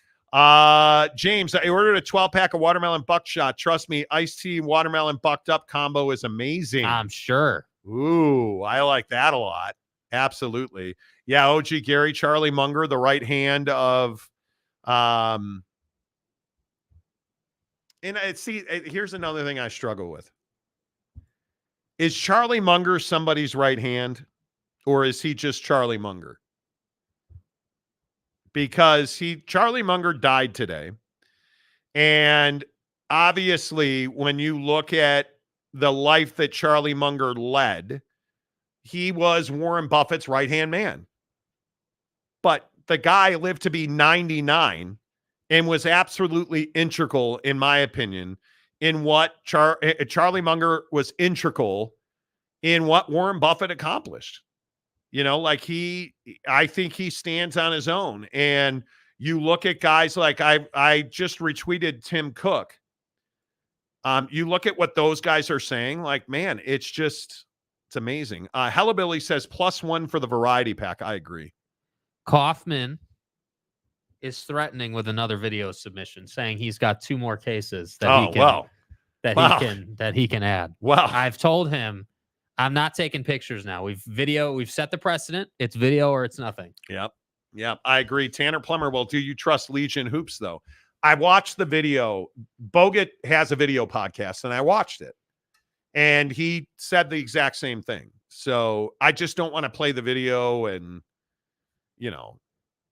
it is Tanner. And this is a good question. What does it say? It's what Jake said. Why is Josh Giddy still playing? And what does it say that he is? James Knight, credibility diminishing with every third-hand take. What third-hand take? What are you talking about? I think the issue here is that we don't know. We don't know what happened. And you've got real legitimate authorities investigating this now. And did she lie? Did she use a fake ID like Salamini was saying? Like what? And I think, I can't remember, it might have been James Knight who asked this question. Where's this girl's parents? Mm-hmm. If there was a video earlier of her brother and Giddy talking about her, your brother sold you out? Like where are your parents? And if there was outrage over Giddy taking advantage of a 15-year-old girl, I feel like we'd have heard about it much sooner than we're hearing about this. It just doesn't feel right. It does not feel right. It does not add up. It does not. Sean, boy. What? I have a fresh video from Chris Kaufman. All right. You guys take a vacation and everyone stocks up Blue Raz all the way. Let's go. That's what I'm saying, man. You guys got ready. I love it. Listen, this whole thing with Josh Giddy, it's why we haven't talked a lot about it. Because I just don't think we know the facts. Speculation city. 100% it is. That's the reality of it. 100% it is. 100% it is. And there's no lawyer in the world that is going to be able to recover Josh Giddy's reputation. Mm-mm. He's in trouble, man. He'll never make the money he should make. And I know everybody says, well, he's still a multimillionaire. What does that matter? You're also a guy who now will forever be known, guilty or innocent, as a guy who had sex with an underage girl, excuse me. That's who Josh Giddy is for the rest of his life. And if he didn't do that, or if he was duped, does that make it better? Probably not. Is anybody ever going to use him as a spokesperson? Probably not. Would you? Probably not. He is damaged goods, and it sucks. Yeah. And I don't know, man. Joseph Harper, see y'all. Got to go watch CSUB Roadrunners go pick up their check from Gonzaga for getting piped tonight. For getting piped tonight. Oh, my God. I don't know, man. The whole thing sucks. It's terrible, in my opinion. Big Daddy Magic. Well. We were asking where you were, Daddy. In these days of low morale and low morality, always know Victor's the way. See, he worked in Victor's the way. Okay, hang on. I need about 30 seconds here to dial this thing back up now that, I've added new video submissions. Okay, let me, so what am I doing here? Downloads, Kaufman's second entry. Yes. Okay, so this is going to have to be good. It is. Is it really? Here's what's sitting out. In the refrigerator, I have 3 different flavors of BuckedUp. Buckshots, watermelon, blue raz, and rocket pop. And then... Let's go! He's the winner. He has to be. You know what? Kaufman's the winner. And Ty Duke, I need to make sure I get this in before we end this thing. Ty Duke did say that he spent a bunch of bread at Papa Murphy's this week, but he's like, that's got to count for something. But unfortunately, my guy, I appreciate you. I don't know that that's going to help your case here. So many people ask me about Papa Murphy's and our promo code at Papa Murphy's. Honestly, I don't. They wanted to continue on our show, and we're going through some changes behind the scenes administratively. And the way that we're structuring our show is changing, a la the merch delays. The code does still work, though. It does. Yes. It does. Yeah. Monty 25. I think it's Monty 25. Yeah, whatever it is. I don't know. It is what it is. But I think you got to say that Kaufman wins, right? Yeah. You got 3 minutes. Yeah, I don't know what else you can do. All right, real quick before we get out of here too. Do you guys buy into the CIA has alien spaceships? Turn the drops up. So the story goes that the CIA for decades has been collecting alien spacecraft. Now, right there, do you believe that? Are you a guy that buys into just that thought? I can tell you I do not. All right. I'm a skeptic. Of just the whole thing in total. You're just like, I'm a skeptic. Yeah, can you turn on the Bulls getting boat raced by the freaking Celtics? Relax. I'm a skeptic. Right. They have multiple, allegedly. The CIA is in possession of multiple crash recovery units. They have a special unit that is only in existence, allegedly, to recover crashed UFOs and alien spacecraft. Right. They have wreckage from multiple crashes, but they also have, allegedly, 2 completely intact UFO alien spaceships. I'm saying nah, bro. I'm not buying. I'm not buying it. Are you buying it? I'm not buying it.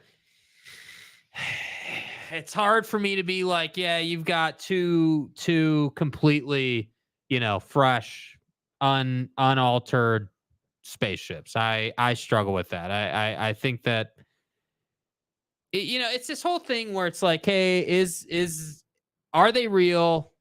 Is this possible? Is it even possible? I mean, I think it's really difficult to say. I think it's very difficult to say. I think about it and I'm like, yeah, man, like, yeah, I highly doubt we're alone. Let me ask you guys this. Yeah. In the comment section right now, let me ask you point blank. Do you want it to be true? Yes. You do? I do. Why? Because I think it would be really interesting because a lot of people ask the question of like, why are we here? What's the purpose? Like, what's, that whole thing. And I think, if it's proven if it's ever actually proven without a doubt, no question about it, all the haters can shut their mouth, it's proven to that level, then I think it changes the way we think about existence. Guy. Like, it does. If it's proven that we're not alone, that there's life out there. Del Eric says, yes, he wants it to be true. Gumby Fresh Out. I'm not an alien, but had relations with one once. Okay. Okay. Mike Smith.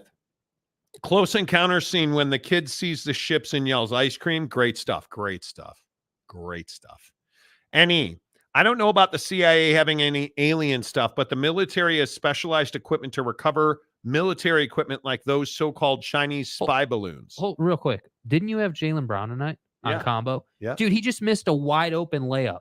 Don't tell me that shit. Are you like, why do you hate me? Wide open in transition. Jaylen, why do you hate me? Why do you hate me? Like uncontested, wide open, absolutely bricked it. Prize Picks, I love it. This is why I love it, because it makes me crazy. And the Bulls and Celtics are playing the in-season tournament. There you go. Just knock one down. Knock down a 3. So he's redeemed himself a bit there. There's no such thing. What? Some projections have been removed since you. What? Damn. I only have Chet? Hiscock. You got to be kidding me. Okay, now I got to go check mine. What happened? Obviously. Chicken and a biscuit. I totally got hosed on this. Mine seemed to be intact. Oh, what happened? No. What is it saying? It is saying that part of my submission, because projections changed on my submission. Whatever. Brutal. Whatever. Fred VanVleet, 31.5 against Dallas. Luka, 46.5. 46.5 against Houston. Houston. He put up 50 on the Lakers the other night. I mean, that's tough, dude. I'm inclined to say go under on that. Oh, you're taking combo 46.5. Yes. Combo. Points, rebounds, and assists. Yeah, I would take that. Yes. You would. Yeah. Yeah, I would. But don't follow my advice. I'm not good at it. Josh Giddy's available. Hi, asshole. Nice to meet you. I can't believe that. Oh. So anyway, do you guys want it to be true? I don't care. I believe there's something. I don't care. You really don't care. I'm not invested in it like some people are. I'm not invested in it like some people are. Infowars.com. The question I have is, why are you hiding this from the American people? Mm-hmm. This is what I want to know. Well, they're going to say it's a national security threat, right? They're going to say, hey, this is. Yeah, I mean, it's. We don't know what their intent is, right? Got to assume worst case scenario as usual.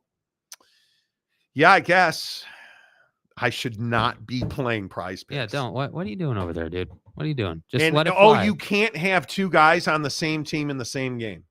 No, you can't use the same guy twice. It will not let me add Shai Gilgeous-Alexander and Chet Holmgren. Huh. Why? Gary and our members only is saying to take Giddy. I'm not taking Giddy. It's over 15. Nothing? Check out what Gary said. What did he say? Bet on Giddy getting 15. Thanks, dude. The number's 22. So I'd have to go under, wouldn't I? Just like Giddy did. Stop! You're such a bad human.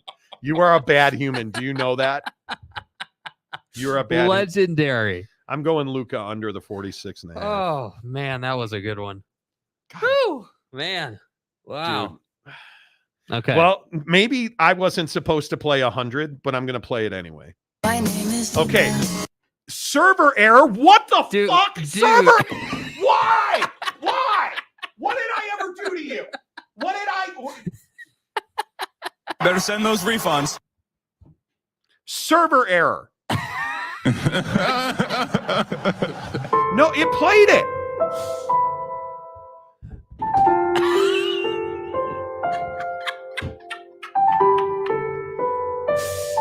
played my original one that now I have $200 on the fucking I can cancel the second one, right? No, I'm not canceling anything. Why do people hate me? What did I ever do to your mom? It's what she did to me. Look, Corey Perry, take it easy, okay? Yeah, take it. See ya. This is ridiculous. This is ridiculous. Oh my God, dude. Katie Rader, my name is Luca. I live on the second floor. Now, Damn hopefully right you you score do. 46.5 or less. Damn right you do. Oh, OG Gary, the iPhone is titanium. It'll survive the throw. Right?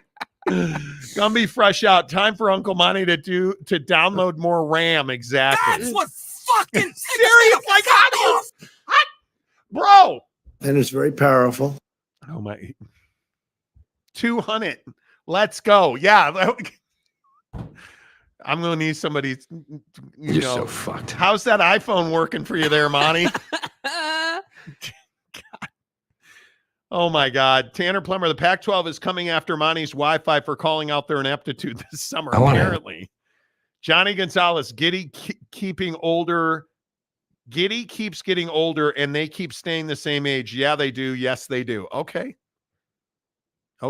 Salamini, you must be using an iPhone, a brand new iPhone. Anyway. All right. Congratulations to Chris Kaufman. Yes, he is the winner. winner. He is our winner today Chicken on dinner. Giving Tuesday. Your chance to win will be next week. Feel free to. You feel that shaking? No. I see it shaking, though. Yeah, like the whole thing is. Whoa. Dude, aliens Are there landing on the UFOs? roof. Aliens landing on the roof? Could be. All right. The Monty Show, as always, presented by our good friends at The Advocates. TheAdvocates.com, the best injury attorneys in the business, where you never pay a penny to talk to the best attorneys that you can find. I almost said, but you know, chat online for free, 24/7, 365, TheAdvocates.com. No consultation fees, no retainers. You don't pay The Advocates unless and until they win your case at TheAdvocates.com. Until tomorrow, say goodbye, Jake. Goodbye, Jake.